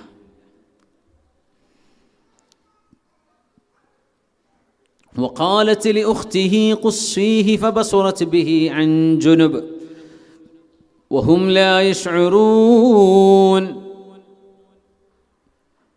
وحرمنا عليه المراضع من قبل. മുല കൊടുക്കുന്ന പെണ്ണുങ്ങളെ മുഴുവനും മൂസ നബി അലൈഹിസ്സലാമിന് നാം നിഷിദ്ധമാക്കി. എന്ന് പറഞ്ഞാൽ ഒരാൾ പാല് കൊടുത്താലും ഈ കുഞ്ഞ് കുടിക്കൂല. ഫഖാലത്ത്, അന്നേരം മറിയം എന്ന പെങ്ങള് ചെന്നുകൊണ്ട് ഫറോവയുടെ കൊട്ടാരവാസികളോട് പറഞ്ഞു, ഹൽ അദുല്ലുക്കും അലാ അഹ്ലി ബൈതി യക്ഫുലൂനഹു ലക്കും, നിങ്ങൾക്ക് വേണ്ടി ഈ കുഞ്ഞിനെ കെയർ ടേക്ക് ചെയ്യുന്ന ഒരു ബേബി സിറ്ററെ ഞാൻ നിങ്ങൾക്ക് പറഞ്ഞു തരട്ടെയോ എന്ന് പറഞ്ഞു. ഹൽ അദുല്ലുക്കും അലാ അഹ്ലി ബൈതിൻ യക്ഫുലൂനഹു ലക്കും വഹും ലഹു നാസിഹൂൻ. ആ വീട്ടുകാർ ഈ കുഞ്ഞിനോട് ഏറ്റവും നന്നായി പെരുമാറുന്നവരായിരിക്കും. അതിലൊരു പേടിക്കണ്ട. നല്ല നിലയ്ക്ക് ഈ മോനെ വളർത്തും, ആ കുഞ്ഞിന് പാല് കൊടുക്കും. ഒരു കുഞ്ഞും ആ ഉമ്മയുടെ പാല് വേണ്ടാന്ന് പറയില്ല. അങ്ങനത്തെ ഒരു ഉമ്മയെ ഞാൻ പറഞ്ഞു തരട്ടെ എന്ന് ചോദിച്ചു. അപ്പോൾ മൂസ നബി അലൈഹി ഇസ്ലാമിൻ്റെ ഉമ്മയാണെങ്കിലോ ഹാറൂൻ നബിയെ പ്രസവിച്ച് ആ ഒരു കാലഘട്ടത്തിലാണ്, 1 വർഷമേ ആയിട്ടുള്ളൂ, അല്ലെങ്കിൽ ഒരു വർഷത്തിലേക്ക് ഒരു വർഷമോ ഒരല്പമോ ആകുന്നുള്ളൂ, അല്ലെങ്കിൽ വർഷത്തിൻ്റെ അത്രയല്ലേ ഉണ്ടാവുള്ളൂ. ഒരു പ്രസവം കഴിഞ്ഞ് നിഫാസ് കഴിഞ്ഞ് ഗർഭധാരണമുണ്ടാകാം. ഫറദദ്നാഹു ഇലാ ഉമ്മിഹി, അങ്ങനെ സ്വന്തം ഉമ്മയിലേക്ക് നാം മൂസ നബിയെ തിരിച്ചു കൊണ്ടുവന്നു. എന്തിനെന്നറിയോ? കൈ തഖറ ഐനുഹാ, ആ വേദനിച്ച മനസ്സുള്ള ഉമ്മയുടെ കണ്ണിന് കൺകുളിർമയുണ്ടാകാൻ. കൺകുളിർമ എന്ന് പറഞ്ഞാൽ മനസ്സിൻ്റെ കുളിർമ എന്നാണ് കേട്ടോ, വാക്ക് അങ്ങനെ പറയുന്നു മാത്രം. കൺകുളിർമയുണ്ടായെന്ന് പറഞ്ഞാൽ മനസ്സിന് കുളിർമയുണ്ടാവാൻ. വലാ തഹ്സൻ, സങ്കടപ്പെടാതിരിക്കാനും. വലിതഅലമ അന്ന വഅദല്ലാഹി ഹഖ്, അല്ലാഹുവിൻ്റെ വാഗ്ദത്തം സത്യമാണ് എന്ന് ആ ഉമ്മക്ക് ബോധ്യപ്പെടാനും. വലാകിന്ന അക്സറഹും ലാ യഅലമൂൻ, അധികം ആളുകൾക്കും അറിയില്ല അള്ളാഹു പറയുന്നത് സത്യമായി പുലരുമെന്ന്. അധികം ആളുകൾക്കും അറിയില്ല. പക്ഷേ ഉമ്മയ്ക്ക് അറിയാനും ബോധ്യപ്പെടാനും വേണ്ടി മൂസ നബി അലൈഹിസ്സലാമിനെ ആ ഉമ്മയുടെ കയ്യിലേക്ക് നാം ഏൽപ്പിക്കുകയുണ്ടായി. നോക്കണം, ഇത് തംഷീ ഉഖ്തുക്, മൂസ നബിയെ നിങ്ങളുടെ സഹോദരി നടന്നു പോകുന്ന നേരം, ഫതഖൂലു, ആ പെങ്ങൾ പറയുന്നു, ഹൽ അദുല്ലുകും അലാ മൻ യക്ഫുലുഹു, ആ കുഞ്ഞിനെ നോക്കി വളർത്തുന്ന ഒരാളെ ഞാൻ പറഞ്ഞു തരട്ടെയോ? ഫറജഅനാക ഇലാ ഉമ്മിക്, അങ്ങയുടെ ഉമ്മയുടെ കയ്യിലേക്ക് മോനായ നിങ്ങളെ നാം തിരിച്ചു കൊണ്ടുവന്നു. കൈ തഖറ ഐനുഹാ വലാ തഹ്സൻ, നിങ്ങളുടെ ഉമ്മയുടെ കണ്ണിന് ആനന്ദമുണ്ടാവാനും സങ്കടപ്പെടാതിരിക്കാനും. അങ്ങനെ സയ്യിദുന മൂസ അലൈഹിസ്സലാം അള്ളാഹുവിൻ്റെ ശത്രുവായ ഫറോവയുടെ കൊട്ടാരത്തിൽ അവൻ്റെ മൂക്കിൻ്റെ മുമ്പിൽ നിന്നുകൊണ്ട് വളരുകയാണ് സയ്യിദുന മൂസ അലൈഹിസ്സലാം. വലമ്മാ ബലഗ അശുദ്ധഹു വസ്തവ ആതൈനാഹു ഹുക്മൻ വഇൽമാ വകദാലിക നജ്സിൽ മുഹ്സിനീൻ. വലമ്മാ ബലഗ അശുദ്ധഹു വസ്തവ, മൂസ നബി അലൈഹിസ്സലാം അവർക്ക് ശരീരത്തിന് കായബലമുണ്ടാവുകയും വസ്തവ, ഒരു പൂർണ്ണ മനുഷ്യനായി മാറുകയും ചെയ്തപ്പോൾ ആതൈനാഹു ഹുക്മൻ വഇൽമാ, നാം അറിവും ഹിക്മത്തും നൽകുകയുണ്ടായി മൂസ നബി അലൈഹിസ്സലാമിന്. വകദാലിക നജ്സിൽ മുഹ്സിനീൻ, നന്മ ചെയ്യുന്ന ആളുകളെ അങ്ങനെ നാം പരിചരിക്കുകയും പ്രതിഫലം നൽകി ആദരിക്കുകയും ചെയ്യുന്നു. സൂറത്തുൽ ഖസസാണ് ഇതൊക്കെ. മൂസ നബി അലൈഹിസ്സലാമിന് വലമ്മാ ബലഗ അശുദ്ധഹു വസ്തവ, ബലഗ അശുദ്ധഹു എന്ന് പറഞ്ഞാൽ ശരിക്കും മെൻ്റൽ മെച്യൂരിറ്റി വരിക, ഫിസിക്കൽ മെച്യൂരിറ്റിയും, ഇത് രണ്ടും വരുന്നത് 40-ാമത്തെ വയസ്സിലാണെന്നാണ്. 40 വയസ്സാകുമ്പോഴേ മനുഷ്യന് മെൻ്റൽ മെച്യൂരിറ്റി ആവുള്ളൂ. അതുവരെ ഗ്രോയിങ് സ്റ്റേജാണ്. ഫിസിക്കലി അങ്ങനെയാണ്. ആ ഒരു 40 വയസ്സ് പൂർത്തിയാകുമ്പോഴാണ്, അത് 40 വയസ്സിൻ്റെ ഒരു 40 വയസ്സിൻ്റെ പ്രത്യേകതയെ സംബന്ധിച്ചുള്ള സ്റ്റഡിയുണ്ട്. അതിനെ സംബന്ധിച്ചുള്ളൊരു റിസർച്ച് പേപ്പർ ഞാൻ വായിച്ചിരുന്നു. അതിൽ വ്യക്തമായി പറയുന്നത് മനുഷ്യൻ്റെ ഡിസിഷൻ മേക്കിംഗ്, തീരുമാനമെടുക്കുക, ആ തീരുമാനം ശരിയാവുന്നത്, ക്ലിയർ വിഷൻ, മനുഷ്യൻ്റെ ഇമോഷൻസിനെ ബാലൻസ് ചെയ്യാൻ കഴിയുന്നത്, ഇതൊക്കെ 40 എത്തുമ്പോഴേ സാധിക്കുള്ളൂ. 40ൻ്റെ മുമ്പ് നമ്മളൊന്ന് ആലോചിച്ച് നോക്കൂ. നമ്മൾ ചിലപ്പോൾ ചെയ്തു കൂട്ടിയതും ചില അബദ്ധങ്ങളൊക്കെ ഉണ്ടാവും, ചിലതല്ല ചിലപ്പോൾ കുറേ ഉണ്ടാവും. 40 കഴിഞ്ഞാൽ മനുഷ്യന് മെച്യൂരിറ്റി വരുന്നതാണ്. ശരീരവും ബുദ്ധിയും ഒരുപോലെ മെച്യൂറാകുന്ന പ്രായം 40ആണ്. അതുകൊണ്ടാണ് പ്രവാചകന്മാർക്ക് അല്ലാഹു 40-ാമത്തെ വയസ്സിലാണ് നുബുവത്ത് നൽകുന്നത്. അതുകൊണ്ട് തന്നെ ആരും തന്നെ ആ ഒരു മനുഷ്യൻ്റെ ഏജ് കണ്ടെങ്കിലും ആൾ ഇമ്മച്യൂറാണെന്ന് പറയില്ല. കാരണം മെച്യൂരിറ്റി വരുന്ന മനുഷ്യൻ്റെ ബോധ്യമുള്ളൊരു ഏജാണ് 40. പണ്ടൊക്കെ 40 വയസ്സായ നമ്മുടെ നാട്ടുകാരൊക്കെ പച്ച വെൽറ്റും വെള്ളക്കുപ്പായൊക്കെ ഇടാൻ തുടങ്ങും അല്ലേ? ഒരു കാരണവരെ ആവും 40 ആവുമ്പോൾ. അങ്ങനെയല്ലേ മാറൂഫ് നാട്ടിലൊക്കെ അല്ലേ? അന്നൊക്കെ നാട്ടിൽ കുറേ കാരണന്മാരനെ പച്ച വെൽറ്റൊക്കെ കിട്ടുന്ന ആൾക്കാർ. ഇപ്പോൾ ഒന്നും കാണുന്നില്ലല്ലേ? ഇപ്പോൾ വല്ല നാടകത്തിലൊക്കെ ഉണ്ടാവുള്ളൂ പച്ച വെൽറ്റ്.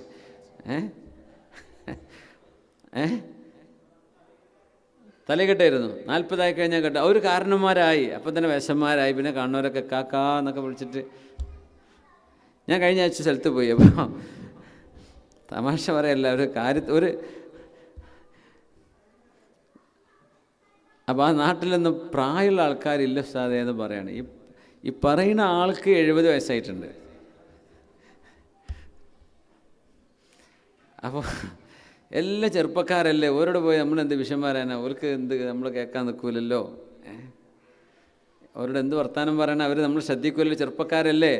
നമുക്കൊരു ഇക്കാക്കാന്ന് പറഞ്ഞിട്ടൊരു കാര്യം പറയാൻ ഒരു മുതിർന്ന ആളുകൾ നാട്ടിലില്ല. ഞാൻ പറഞ്ഞ ആൾക്കാരിപ്പോൾ നിങ്ങൾ തന്നെയാണ്. പക്ഷെ 40 പണ്ടത്തെ കാലത്ത് അങ്ങനെയല്ല. അവർ മുതിർന്ന ആളുകൾ, ഒരു കാരണന്മാരും, ആ കല്യാണത്തിന് കലണ്ടറൊക്കെ പൊക്കലും നിശ്ചയത്തിനൊക്കെ ഉണ്ട്, 4 നടത്തം നടക്കലും അങ്ങോട്ടും ഇങ്ങോട്ടും. എന്നാൽ പിന്നെ തീരുമാനിച്ചാണ് പറയല്ലേ, എന്തോ അവർ ഒരു മെച്യൂരിറ്റി അവരങ്ങ് ബോധിക്കുകയാണ് അല്ലേ? ഇപ്പോൾ 40 അങ്ങനെയൊന്നും, 40 വ്ളോഗ്സും അതും ഇതും വീഡിയോസൊക്കെ ഇട്ടിട്ട് നടക്കല്ലേ ആൾക്കാർ. ആ ഒരു പക്വതയുടെ ടൈം ആയിട്ടുണ്ട് എന്ന് നമ്മൾ തിരിച്ചറിയുന്ന പോലുമില്ല. സുബ്ഹാനല്ലാഹ്. വലമ്മാ ബലഗ അശുദ്ധഹു വസ്തവ ആതൈനാഹു ഹുക്മൻ വഇൽമാ. അതുകൊണ്ട് തന്നെ ഇൽമും ഹിക്മത്തും അല്ലാഹു തആല നൽകുന്ന വലിയൊരു ഓഹരി, മനുഷ്യന് ദിവ്യമായ അല്ലാഹു സുബ്ഹാനഹു വതആല നൽകുന്ന ചില ഫഹമുകളൊക്കെ വരാൻ സാധ്യത കൂടുതലും 40ൻ്റെ ശേഷമാണ്. കാരണം ആ 40 വരെ ഇബാദത്ത് ചെയ്തൊരു മനുഷ്യൻ്റെ ജീവിതത്തിൻ്റെ വിശുദ്ധി ആലോചിച്ച് നോക്കൂ. 40 കഴിഞ്ഞിട്ടും കുരുത്തക്കേടും നിർത്തിയിട്ടില്ലെങ്കിൽ യുഖ്ഷ അലൈഹി സൂഉൽ ഖാത്തിമ, അവർക്ക് മരണം സംഭവിക്കുമ്പോൾ മോശപ്പെട്ട മരണമാവുമോ എന്ന് പേടിക്കണമെന്നാണ്. അല്ലാഹു കാവൽ നൽകട്ടെ. ആമീൻ യാ റബ്ബൽ ആലമീൻ. അള്ളാഹു മൂസ നബി അലൈഹിസ്സലാം നുബുവത്ത് കൊടുക്കുകയാണ്. പക്ഷെ ആ നുബുവത്തിൻ്റെ മുമ്പ് മൂസ നബി അലൈഹിസ്സലാമിൻ്റെ കയ്യിൽ നിന്നൊരു കയ്യബദ്ധമുണ്ടായി. ആ കയ്യബദ്ധത്താൽ ഒരു ഖിബ്തിയായ മനുഷ്യന് ജീവൻ നഷ്ടപ്പെടുകയുണ്ടായി. ആ ഒരു സംഭവം വിശുദ്ധ ഖുർആൻ സൂറത്തുൽ ഖസസിൽ മൂസ നബി അലൈഹി ഇസ്ലാമിൻ്റെ ചരിത്രം ഒരുപാട് പറയുന്നുണ്ട്. അതിങ്ങനെയാണ്: വദഖലൽ മദീനത അലാ ഹീനി ഗഫ്ലത്തിൻ മിൻ അഹ്ലിഹാ. മൂസ നബി അലൈഹിസ്സലാം ടൗണിലേക്ക് ചെന്നു, നഗരത്തിലേക്ക്. അന്ന് അതിൻ്റെ പേര് കെയ്റോ എന്നായിരുന്നോ എന്നൊന്നും അറിയില്ല. ഈജിപ്തിലെ ഒരു നഗരം. ഫവജദ ഫീഹാ റജുലൈനി യഖ്തസിലാൻ. അവിടെ രണ്ടാളുകൾ തമ്മിൽ ഫൈറ്റ് ചെയ്യുന്നത് കണ്ടു, അടിപിടി കൂടാണ്. ഹാദാ മിൻ ഷീഅതിഹി വഹാദാ മിൻ അദുവി.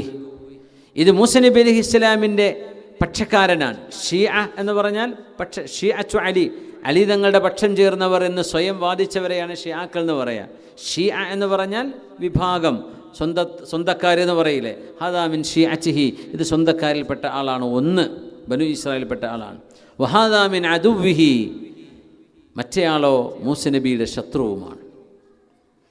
ഫസ്തഗാഥഹു അല്ലദീ മിൻ ഷിയഅതിഹി അലല്ലദീ മിൻ അദുവ്വിഹി.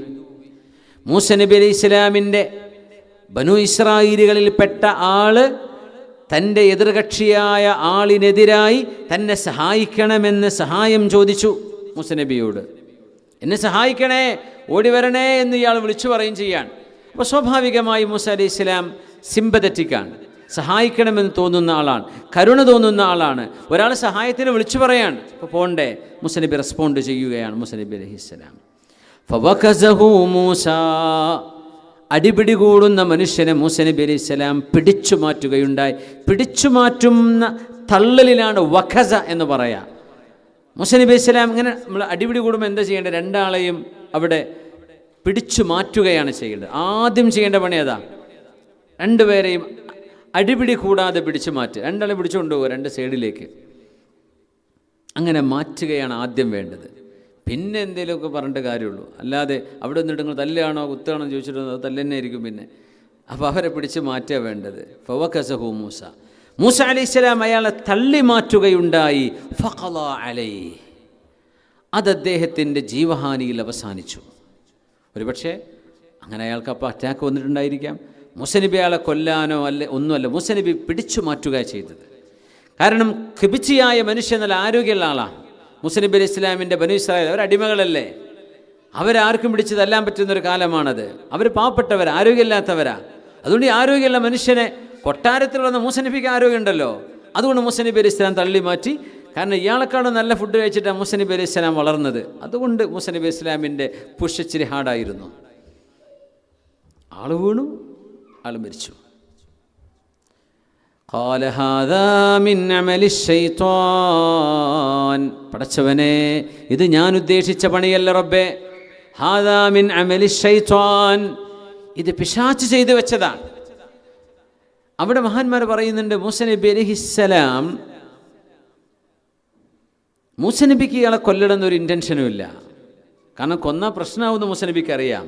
അങ്ങനെ ഫിർഔൻ്റെ ആൾക്കാരല്ലേ, ഫിർഔൻ്റെ ആളുകളിൽ അത് കേസാകും. മൂസ നബി അലൈഹി ഇസ്ലാമിന് അറിയാം. കാരണം മൂസ നബി അലൈഹി ഇസ്ലാം എന്തായാലും ഒരു വളർത്തുപുത്രനാണ്. അങ്ങനെ ഒരു മരണം സംഭവിക്കാൻ ഇടയായത് പിശാചിൻ്റെ ഇടപെടലാണ് എന്ന് സയ്യിദുനാ മൂസ അലൈഹി ഇസ്ലാം. ഇന്നഹു അദുവ്വും മുദില്ലും മുബീൻ.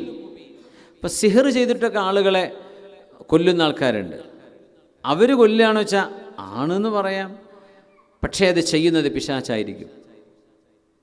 അങ്ങനെ എത്രയോ കേസുകളുണ്ട്. സിഹർ ബാധ ഏറ്റതിൻ്റെ പേരിൽ ക്യാൻസർ ആണ് എന്ന് തോന്നും, അതിന് റേഡിയേഷൻ വരെ തുടങ്ങും, പക്ഷെ സിഹർ ബാത്തിലാക്കിയാൽ ഈ ക്യാൻസർ പോകും.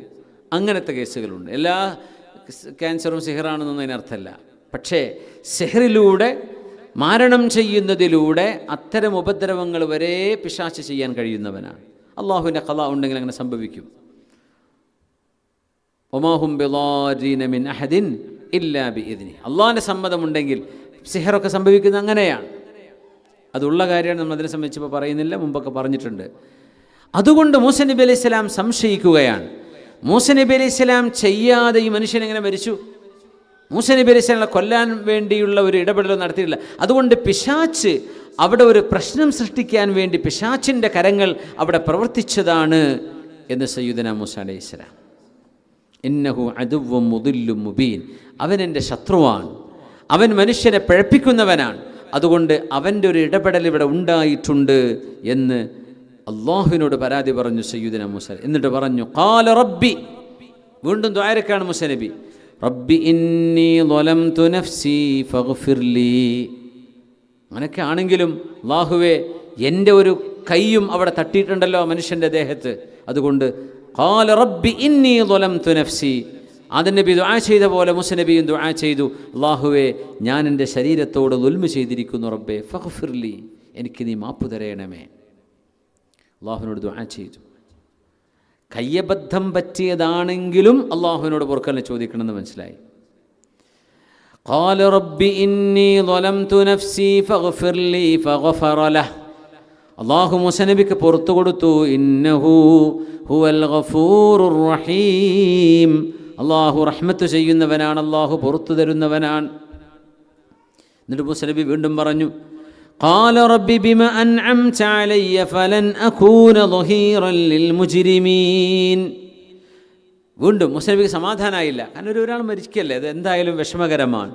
ഖാല റബ്ബി ബിമ അൻഅംത അലയ്യ, അല്ലാഹുവേ നീ എനിക്ക് നിഅമത്ത് ചെയ്തതിൻ്റെ പേരിൽ ഞാൻ ഒന്നുകൂടെ നിനക്ക് വാക്ക് തരുന്നു റബ്ബേ, ഫലൻ അകൂന ളഹീറൻ ലിൽ മുജ്രിമീൻ, തിന്മ ചെയ്യുന്ന ആളുകൾക്ക് ഞാൻ ഒരിക്കലും സഹായിയാവുകയില്ല. തിന്മ ചെയ്യുന്നവരെ, അക്രമികളെ സഹായിക്കാൻ ഞാൻ ഉണ്ടാവില്ല പടച്ചോനെ. ഞാൻ ഒരിക്കലും അനീതിക്ക് കൂട്ടു നിൽക്കുകയില്ല റബ്ബേ, നീ എനിക്കൊരുപാട് നിഅമത്ത് ചെയ്തവനാണ്. അതുകൊണ്ട് അക്രമിക്കുന്നവൻ്റെ പക്ഷം ഞാൻ നിൽക്കൂല, അക്രമിക്കപ്പെടുന്നവൻ്റെ പക്ഷമേ നിൽക്കുകയുള്ളൂ. അല്ലാഹുവിനോട് വാക്കുകൊടുത്തു. ഫഅസ്ബഹ ഫിൽ മദീനതി ഖായിഫൻ യതറഖബ്. ഇതാണെങ്കിലോ ഫറോവൻ്റെ അടുത്ത ബന്ധുവാണ്. മൂസ നബി അലൈഹിസ്സലാം ആ നഗരത്തിൽ പേടിച്ച് യതറഖബു, പാത്തും പതിഞ്ഞും നടന്നുകൊണ്ടിരിക്കുന്ന സമയം. ഒരു ദിവസം കഴിഞ്ഞു.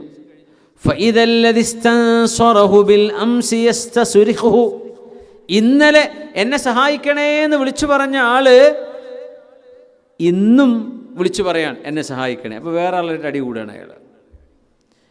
ഖാല ലഹു മൂസ, മൂസ നബി പറഞ്ഞു ഇന്നക ലഗവിയ്യുൻ മുബീൻ, നീ വ്യക്തമായും അതിക്രമം ചെയ്യുന്ന ആളാണല്ലോ, വഴിപിഴച്ചവനാണല്ലോ.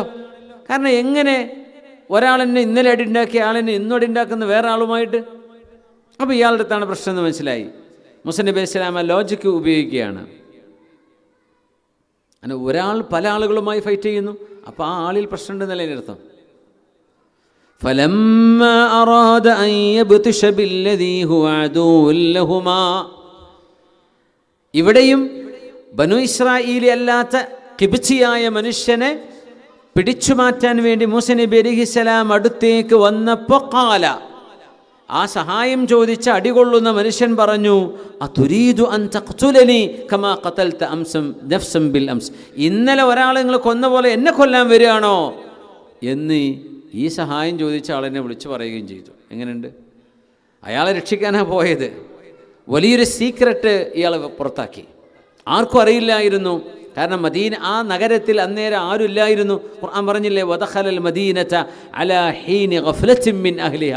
പീടി ഷോപ്പൊന്നും തുറന്നിട്ടില്ല, ആളുകൾ ആരും വന്നിട്ടില്ല അവിടെ. ആ സമയത്താണ് ഇന്നലെ. അപ്പോൾ പ്രൂഫ് അള്ളാഹു മാത്രമാണ് വിറ്റ്നസ്. പിന്നെ ഈ മനുഷ്യനും അടികൊണ്ട ആള് ഇയാളെ സഹായിക്കാൻ വേണ്ടി മൂസ നബി അടുത്തേക്ക് വന്നപ്പോൾ ഇയാൾ വിചാരിച്ചു, കാരണം ഇയാളോട് ആദ്യം മൂസ നബി പറഞ്ഞല്ലോ നീ കുഴപ്പക്കാരനാണെന്ന് പറഞ്ഞല്ലോ, അതുകൊണ്ട് ഇയാൾക്ക് അടി കിട്ടുമോ എന്ന് ഇയാൾ പേടിച്ചിട്ട് വിളിച്ചു പറഞ്ഞു എന്നെയും കൊല്ലുകയാണോ ഇന്നലെ കൊന്ന പോലെ എന്ന്. അപ്പം മറ്റേ ആൾ ഓടി, ആ കൊന്ന ആളെ പിടികിട്ടിയല്ലോ. പോലീസുകാർക്ക് വിവരം കൊടുത്തു, ഇന്നലത്തെ മർഡറിൻ്റെ ഉത്തരവാദി മൂസയാണ് അലൈഹിസ്സലാം എന്ന്, മൂസ നബി അലൈഹിസ്സലാം ആണ് എന്ന വിവരം പോലീസുകാർക്ക് കിട്ടുന്നത്.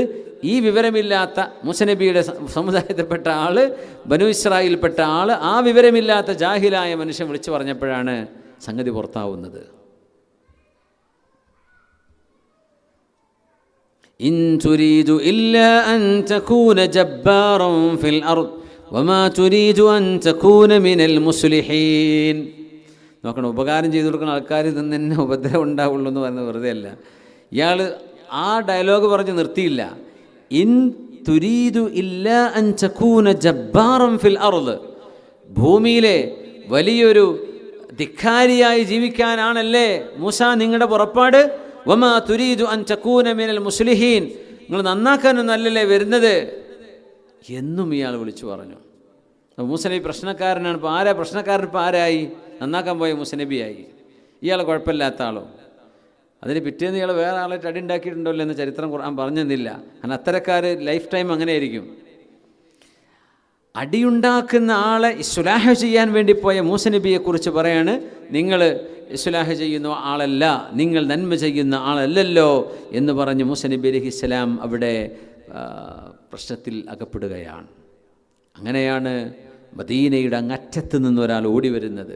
സൂറത്തു യാസീനിലും അങ്ങനെ ഒരു കഥ പറഞ്ഞു ഹബീബുൻ നജ്ജാർ തങ്ങളെ സംബന്ധിച്ച്. ഇവിടെ സൂറത്തുൽ ഖസസിൽ ഒരാളെക്കുറിച്ച് പറയുന്നവരുടെ പേര് ഐഡൻറ്റിഫൈഡ് അല്ല. وجاء رجل من أقصى المدينة يسعى قال يا موسى إن الملأ يأتمرون بك ليقتلوك فاخرج إني لك من الناصحين فخرج منها خائفا يترقب قال رب نجني من القوم الظالمين وجاء رجل من أقصى المدينة, നഗരത്തിൻ്റെ അങ്ങറ്റത്ത് നിന്നൊരാൾ ഓടി വന്നു. യസ്ആ, ലക്ഷ്യം കണ്ടു ഓടുന്നതിനാണ് സആ യസ്ആ എന്ന് പറയാം. ജറാ യജിരി എന്ന് പറഞ്ഞാൽ ഓടുക തന്നെയാണ്. പക്ഷേ പ്രത്യേക ലക്ഷ്യമൊന്നുമില്ല, ആൾ ഓടുകയാണ്. ഇപ്പോൾ ജോഗിങ് ആണ്, ആളിങ്ങനെ എക്സസൈസ് ചെയ്തുകൊണ്ട് ഓടിക്കൊണ്ടിരിക്കുക, പ്രത്യേക ലക്ഷ്യമൊന്നുമില്ല. നേരെ മറിച്ചൊരു ഫയർ അവിടെ കാണുന്നുണ്ട്, ആ ഫയർ എക്സ്റ്റിങ്ക്വിഷ് ചെയ്യാൻ വേണ്ടി ഓടുകയാണ്. അത് സഅ എന്നാ പറയാം. സഅ റിജാലുൽ ഇത്ഫാഇ ഇലാ മൗത്തിനിൻ നാർ, ആ തീയുള്ളിടത്തേക്ക് ഫയർ ഫൈറ്റേഴ്സ് പോയി. സഅ അറബിയിലെ വാക്കുകൾക്ക് ചില പ്രത്യേകത ഉണ്ട്. എല്ലാ വാക്കും വ്യത്യസ്തമായ അർത്ഥങ്ങൾക്കാണ്. സഅ ലക്ഷ്യം കണ്ടുകൊണ്ട് ഓടി വരികയാണ്. ഓടി വന്നു മിൻ അഖ്സൽ മദീന, മദീനയുടെ അങ്ങറ്റത്ത് നിന്ന്. മദീന എന്ന് പറഞ്ഞാൽ നഗരം, ഈജിപ്തിലല്ലേ സംഭവം. യസ്ആ ഖാല, ആ ആൾ വന്ന് പറഞ്ഞു, യാ മൂസ, മൂസ നബിയെ, ഇപ്പം നബി ആയില്ല, മൂസ നബിയെ, ഇന്നൽ മലഅ യഅ്തമിറൂന ബിക്, ജനങ്ങളെല്ലാവരും നിങ്ങളെ പിടിക്കാൻ റെഡിയായി നിൽക്കുകയാണ്. എന്തിന്? ലിയഖ്തുലൂക, നിങ്ങളെ വധിക്കാൻ. ഫഖ്റുജ്, അതുകൊണ്ട് ഈജിപ്തിൽ നിന്ന് ഉടനെ പുറപ്പെടണം. ഇന്നി ലക മിനൻ നാസിഹീൻ, ഞാൻ നിങ്ങൾക്ക് സാരോപദേശം നൽകുകയാണ്, നിങ്ങളുടെ ഗുണകാംക്ഷിയാണ് ഞാൻ. അങ്ങനെ ഈജിപ്തിൽ നിന്ന് ഓടുകയാണ് സയ്യിദുന മൂസ അലൈഹിസ്സലാം. ആ ഓട്ടം അങ്ങനെ ഈജിപ്തിൻ്റെ താഴേക്ക് ഓടിക്കൂടാ. ഈജിപ്തിൻ്റെ താഴ്ഭാഗം മുഴുവനും മരുഭൂമിയാണ്. നമ്മൾ പറഞ്ഞില്ലേ, ഈജിപ്തിൻ്റെ 95% ലാൻഡും അൺഇൻഹാബിറ്റഡാണ്, താമസിക്കാൻ കൊള്ളാത്ത സ്ഥലങ്ങളാണ്, ഉണങ്ങിയ മരുഭൂമിയാണ്. പിന്നെ ആകെ ജനവാസമുള്ള ഏരിയ കൻആനാണ്, ഫലസ്തീൻ്റെ നാട്. ഫലസ്തീന് കഴിഞ്ഞ് ജോർഡാനിൻ്റെ, സൗദി അറേബ്യയുടെ ആ ഒരു നോർത്ത് വെസ്റ്റ് ഭാഗമാണ് കൻആൻ, തബൂക്കിൻ്റെയൊക്കെ കുറച്ചപ്പുറം. ആ ഒരു ഏരിയയിലേക്കാണ് മൂസ നബി അലൈഹി ഇസ്ലാം പിന്നെ പ്ലാൻ ചെയ്തത്, അവിടേക്ക് പോകാം. നമ്മുടെ നാട്ടിൽ നിന്നൊക്കെ പെരുന്ന് വാപ്പാനോട് തെറ്റിയിട്ട് പിന്നെ നേരെ മദ്രാസ്ക്കല്ലേ പോലെ പണ്ട്. അതിൻ്റെ അടുത്ത് എത്രയെല്ലാം ചെറിയ ചെറിയ സ്ഥലങ്ങളുണ്ടാവും, പക്ഷെ വലിയൊരു നാട് അതായിരിക്കും. അല്ലെ ബോംബെക്ക് പോവും അല്ലേ. അപ്പം അന്നത്തെ ഒരു വലിയ ഡെസ്റ്റിനേഷൻ കൻആനാണ്. കൻആൻ പ്രവാചകന്മാരുടെ നാടാണ്. അങ്ങോട്ടാണെങ്കിലോ ഒരു മിനിമം 800 to 900 കിലോമീറ്റർ. നമ്മുടെ നാട്ടിൽ നിന്നൊക്കെ കോഴിക്കോട് നിന്ന് ബോംബെക്കുള്ള ദൂരം ഉണ്ടാവും, 1000 കിലോമീറ്ററല്ലേ ബോംബെക്കൊക്കെ. അത്രയും ദൂരം മൂസ അലൈഹിസ്സലാം കാൽനടയായി യാത്ര പോകണം. സുബ്ഹാനല്ലാഹ്. സാറ മൂസ അലൈഹിസ്സലാം മിൻ മിസ്ര ഇലാ മദിയൻ. ഇബ്നു അബ്ബാസ് തങ്ങൾ പറയാ, മിസ്രിൽ നിന്നും മദിയനിലേക്ക് മൂസ നബി അലൈഹിസ്സലാം യാത്ര പോകുന്നു. ലൈസ ലഹു തുആമുൻ ഇല്ലൽ ബഖൽ വവറഖുശ് ഷജർ, ചെടികളുടെ ഇലകളും ചീരകളും. ചീര എന്ന് പറഞ്ഞാൽ ചെറിയ പ്ലാന്റുകൾ എന്ന ഉദ്ദേശമുള്ളൂ. എന്തെങ്കിലും കാണുന്ന ഷ്രബുകളിൽ നിന്ന് കിട്ടുന്ന ചെറിയ ചെറിയ ഇലകൾ. വഖാന ഹാഫിയ, കാലിൽ ചെരുപ്പില്ലായിരുന്നു മൂസ അലൈഹിസ്സലാമിന്. ഫലമ്മാ വസല ഇലാ മദിയൻ ഫമാ വസല ഇലാ മദിയൻ ഹത്താ സഖതത് നഅലു ഖദമൈ, ചെരുപ്പൊക്കെ പോയിട്ടുണ്ട്. മദീനയിലേക്ക് എത്തിയപ്പോൾ കാലിലൊക്കെ മുറിവാണ്. വജലസ ഫി ദിൽ, മഹാനവറുകൾ ഒരു മരത്തിൻ്റെ തണലിൽ വിശ്രമിച്ചു. അതിനിടയിലൊക്കെ ഓടുകയാണ്, വിശ്രമമില്ല. കുറച്ചേരം ഇരിക്കും, ഓടും. അങ്ങനെ നടന്ന് മഹാനവറുകൾ എത്തിയിരിക്കുകയാണ്. നമ്മൾ അത്ഭുതപ്പെട്ടു പോകും. ഒരു GPS ഇല്ലാത്ത കാലം എങ്ങനെ മൂസ അലൈഹിസ്സലാം ഈ ദൂരങ്ങളൊക്കെ നടന്നു എന്ന്. അന്ന് അള്ളാഹു വലിയൊരു കഴിവ് കൊടുക്കുകയാണല്ലേ. അവർ നക്ഷത്രങ്ങൾ നോക്കിയിട്ടാണ് നടക്കുക. പിന്നെ സൂര്യൻ്റെ ദിശ നോക്കിയിട്ട് കിഴക്കോ പടിഞ്ഞാറോ വടക്കോ തെക്കോ എന്നറിയാലോ. അതുമാത്രമേ GPS പിന്നെ അതേ ഉള്ളൂ, വേറൊന്നുമില്ല. ആകാശത്ത് നക്ഷത്രങ്ങളുണ്ടാവും. പകലിൽ സൂര്യൻ്റെ കറക്കം നോക്കും.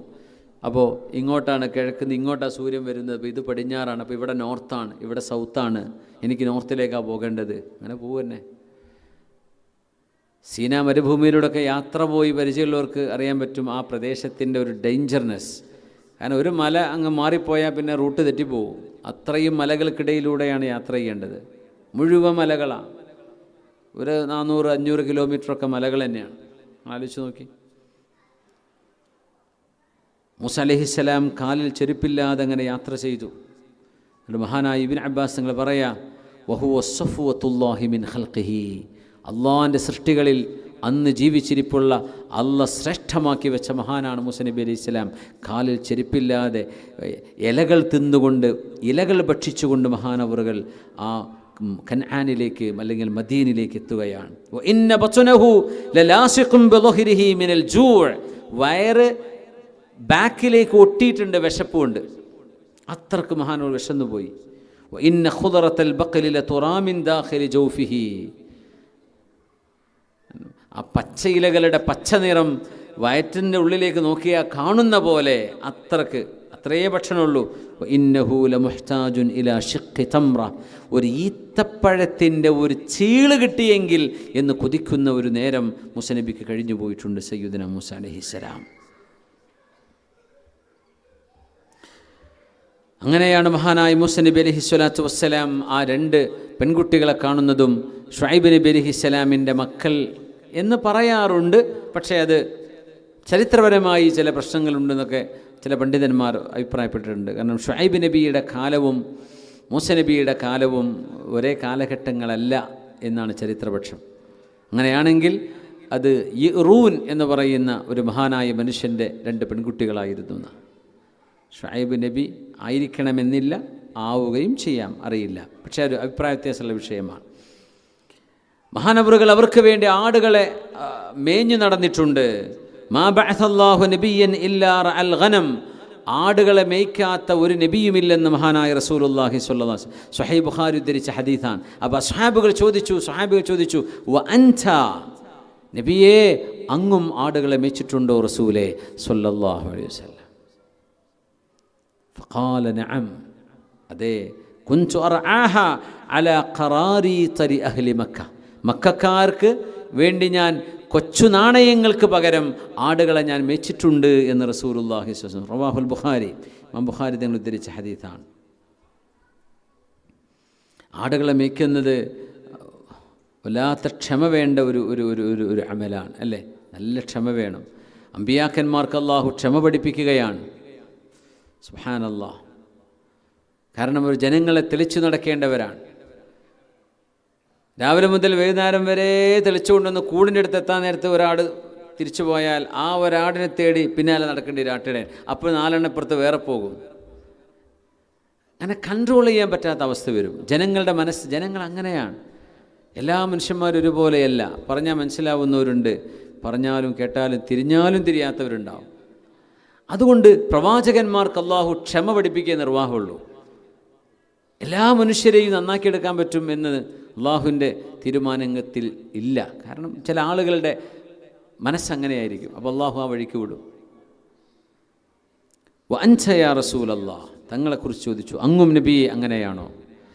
അങ്ങനത്തെ മഹാനായ സയ്യിദന മൂസ അലൈഹിസ്സലാത്തു വസ്സലാം അവിടെ നിന്നാണ് പിന്നീട് സീനാ വഴി തിരിച്ചു വരുമ്പോഴാണല്ലോ ആ വഹിയുണ്ടായതും അള്ളാഹുമായി സംസാരിച്ചതൊക്കെ. റസൂലുള്ളാഹി സ്വല്ലല്ലാഹു അലൈഹി വസല്ലം തങ്ങൾ മദീനയിലേക്ക് വന്നപ്പോൾ മദീനയിലെ ജൂതന്മാരൊക്കെ നോമ്പെടുക്കുകയാണ്. അപ്പോൾ തങ്ങൾ ചോദിച്ചു, നിങ്ങൾ എന്തിനായി നോമ്പെടുക്കുന്നത്? അപ്പോൾ എന്നാൽ ആഷൂറ എൻ്റെ ദിവസമാണ്, മുഹറം 10. അപ്പോൾ അവർ പറഞ്ഞു, ഹാദാ യൗമുൻ സ്വാലിഹുൻ, ഇതൊരു നല്ല ദിവസമാണ് ഞങ്ങൾക്ക്. യൗമ നജ്ജല്ലാഹു ബനി ഇസ്രായീല മിൻ അദുവ്വിഹിം ഫസ്വാമഹു മൂസ. ബനു ഇസ്രായേലുകളെ അവരുടെ ശത്രുവിൽ നിന്ന് അല്ലാഹു രക്ഷപ്പെടുത്തിയ ദിവസമാണ് മുഹറം 10. അതായത് ചെങ്കടൽ പിളർന്ന ദിവസമാണത്. ഫസ്വാമഹു മൂസ, അന്ന് മൂസ നബി അലൈഹി സ്വലാം നോമ്പെടുത്തിട്ടുണ്ട് എന്ന് പറഞ്ഞ ഫഖാല അലൈഹിസ്സലാം ഫഅന അഹഖു ബിമൂസ മിൻകും ഫസ്വാമഹു വഅമറ ബിസുയാമിഹി, നിങ്ങളെക്കാളും മൂസ നബിയോട് ബന്ധപ്പെട്ടവർ ഞങ്ങളാണ് എന്ന് പറയുകയും ആ ഇൽമ സത്യമാണെന്ന് ഹബീബിന് വഹി ലഭിക്കുകയും ചെയ്തപ്പോൾ തങ്ങൾ പറഞ്ഞു, ഞങ്ങൾ നോമ്പ് നോൽക്കും, നിങ്ങളെക്കാളും ഞങ്ങൾ മൂസ നബിയോട് കടപ്പെട്ടവരാണ്. മൂസ നബി സന്തോഷിച്ച ദിവസമാണ്, അത് നമ്മൾ സന്തോഷിക്കും. മൂസ നബിയുടെ ഉമ്മത്തിന് സന്തോഷമുണ്ടായ ദിവസമാണത്, അതുകൊണ്ട് ഞങ്ങളന്ന് സന്തോഷിക്കും. സന്തോഷം എന്നത് മുസ്ലിം സന്തോഷിക്കുന്നത് അള്ളാഹുവിനെ നോമ്പെടുത്തിട്ടാണ്. നോമ്പ് സന്തോഷത്തിൻ്റെ അടയാളാണ്. സുബ്ഹാനല്ലാഹ്, സംഗതി ആലോചിച്ച് നോക്കുക. അങ്ങനെ അന്ന് പെരുന്നാൾ കഴിക്കുന്നല്ലേ പറയേണ്ടത്, അന്ന് സ്പെഷ്യൽ ഭക്ഷണം ഉണ്ടാക്കി തിന്നുന്നല്ലേ പറയേണ്ടത്. പക്ഷെ ഞങ്ങൾ നോമ്പെടുക്കുമെന്ന്. അങ്ങനെ നോമ്പെടുത്തു സല്ലല്ലാഹു അലൈഹി വസല്ലം. അള്ളാഹുവിനെ പ്രീതിപ്പെടുത്തലാണ് ഒരു മുസ്ലിമിൻ്റെ ആരാധന. നമ്മുടെ ആഘോഷം എന്ന് പറഞ്ഞാൽ നമ്മൾ സന്തോഷിക്കുന്ന എപ്പോഴാണ്? അള്ളാഹു സന്തോഷിക്കുമ്പോഴാണ്. അള്ളാഹു സന്തോഷിക്കുന്ന ഒരു ഇബാദത്ത് ചെയ്യുമ്പോഴാണ്. ഇബാദത്തുകളിൽ അള്ളാഹുവിന് മാത്രമായി പടച്ചവൻ മാത്രം നിരീക്ഷിക്കുന്ന ഒരു ഇബാദത്താണ് നോമ്പ്. അതിൻ്റെ ഇഖ്ലാസ് അള്ളാഹുവിന് മാത്രമേ അറിയൂ. എല്ലാ ഇബാദത്തും അങ്ങനെ തന്നെയാണ്. പക്ഷെ അസ്സൗമുലി, നോമ്പ് എനിക്കാണ് എന്ന് അള്ളാഹു പറഞ്ഞില്ലേ, വ അന അജ്സി ബിഹി. അങ്ങനെ തങ്ങൾ മുഹറം 10 നോമ്പെടുത്തു. മദീനയിൽ തങ്ങൾ എത്ര വർഷം ജീവിച്ചു? 10 വർഷം. ഹിജ്രി കലണ്ടർ പ്രകാരം 10 വർഷം. നമ്മുടെ ഗ്രിഗോറിയൻ കലണ്ടർ പ്രകാരം 10-ൽ താഴെ 9 ചില്ലാനേ ഉണ്ടാവുള്ളൂ. അങ്ങനെ റസൂലുള്ളാഹി സ്വല്ലല്ലാഹു അലൈഹി വസല്ലം തങ്ങളുടെ അവസാന കാലഘട്ടം സ്വഹാബിമാർ തങ്ങളോട് വന്ന് പറഞ്ഞു, നബിയേ, ഇന്നഹു യൗമുൻ തുഅദ്ദിമുഹുൽ യഹൂദു വൻ നസ്വാറ, ഇത് ജൂതന്മാരും ക്രിസ്ത്യാനികളും ആദരിക്കുന്ന ദിവസമാണല്ലോ നബിയേ. അങ്ങനെ റസൂലുള്ളാഹി സ്വല്ലല്ലാഹു അലൈഹി വസല്ലം അങ്ങനെ ഒരു ശരീഅത്ത്, മാറ്റപ്പെട്ട ഒരു ശരീഅത്തിനോട് അതിന് താദാത്മ്യം പ്രാപിക്കുന്നത് തങ്ങൾക്ക് ഇഷ്ടമല്ലായിരുന്നു. അതുകൊണ്ട് തങ്ങൾ അതിൽ നിന്നൊരു മാറ്റം വരുത്തണമെന്ന് ആഗ്രഹിച്ചുകൊണ്ട് തങ്ങൾ പറഞ്ഞു, ഫഇദാ കാനൽ ആമുൽ മുഖ്ബിൽ, അടുത്ത ഒരു വർഷം, ഈ വർഷം ഇപ്പം എങ്ങനെയായാലും അന്ന് മുഹറം 10 എന്നാ പറയുന്നത്, നബിയെ ഇത് ജൂതന്മാരും നസ്വാറാക്കളും യഹൂദരും ആദരിക്കുന്ന ദിവസം ആണല്ലോ നബിയെ. അപ്പോൾ അവരുടെ ഒരു ആഘോഷത്തിൻ്റെ ഭാഗമായിട്ട് നമ്മളും ആഘോഷിക്കുക എന്ന് വരികയില്ലയോ എന്ന ഒരു ഡിസ്കഷൻ സ്വഹാബികൾക്കിടയിൽ വന്നത് മഹാനായ ഇബ്നു അബ്ബാസ് റളിയല്ലാഹു അൻഹു ഉദ്ധരിക്കുകയാണ്. അപ്പോൾ തങ്ങൾ പറഞ്ഞു, ഇൻഷാ അല്ലാഹ് അടുത്ത വർഷം സുംനൽ യൗമ താസിഅ, അല്ലെങ്കിൽ അസൂമൻ താസിഅ, ഞാൻ 9-ൻ്റെ അന്ന് നോമ്പെടുക്കും. അതായത് മുഹറം 9 എടുക്കും 10 എടുക്കും. 10 മാത്രമാകുമ്പോഴല്ലേ അവരെ പോലെ ആവുള്ളൂ. 9 എടുക്കും 10 എടുക്കും. ഇബ്നു അബ്ബാസ് തങ്ങൾ പറയാണ്, ഫലം യഅ്തിൽ ആമുൽ മുഖ്ബിൽ ഹത്താ തൂഫി റസൂലുള്ളാഹി സ്വല്ലല്ലാഹു അലൈഹി വസല്ലം, അടുത്ത വർഷം ആയപ്പോൾ തങ്ങൾ വഫാത്താവുകയുണ്ടായി. അത്രയും 9 വർഷം ഞങ്ങൾ ആശൂറ എന്നെ എടുത്തത്. പക്ഷേ 10ാമത്തെ വർഷം തങ്ങൾ പറഞ്ഞു, അടുത്ത വർഷം ഞാൻ 9ഉം എടുക്കും. പക്ഷെ തങ്ങൾ ഇബാദത്ത് ചെയ്യാൻ തങ്ങൾ ആഗ്രഹിച്ചതും സുന്നത്താണ്. അതുകൊണ്ടാണ് മുഹറം 9ഉം 10ഉം സുന്നത്താവാൻ കാരണം. ഇനി 9 ഒരാൾക്ക് നോക്കാൻ പറ്റിയില്ലെങ്കിൽ എന്ത് ചെയ്യണം? 10ഉം 11ഉം നോക്കണം. ഇനി ഒരുമിച്ച് വലിയൊരു സുന്നത്ത് കിട്ടണമെങ്കിൽ 9ഉം 10ഉം 11ഉം ആവാം മുഹറം മാസത്തിലെ.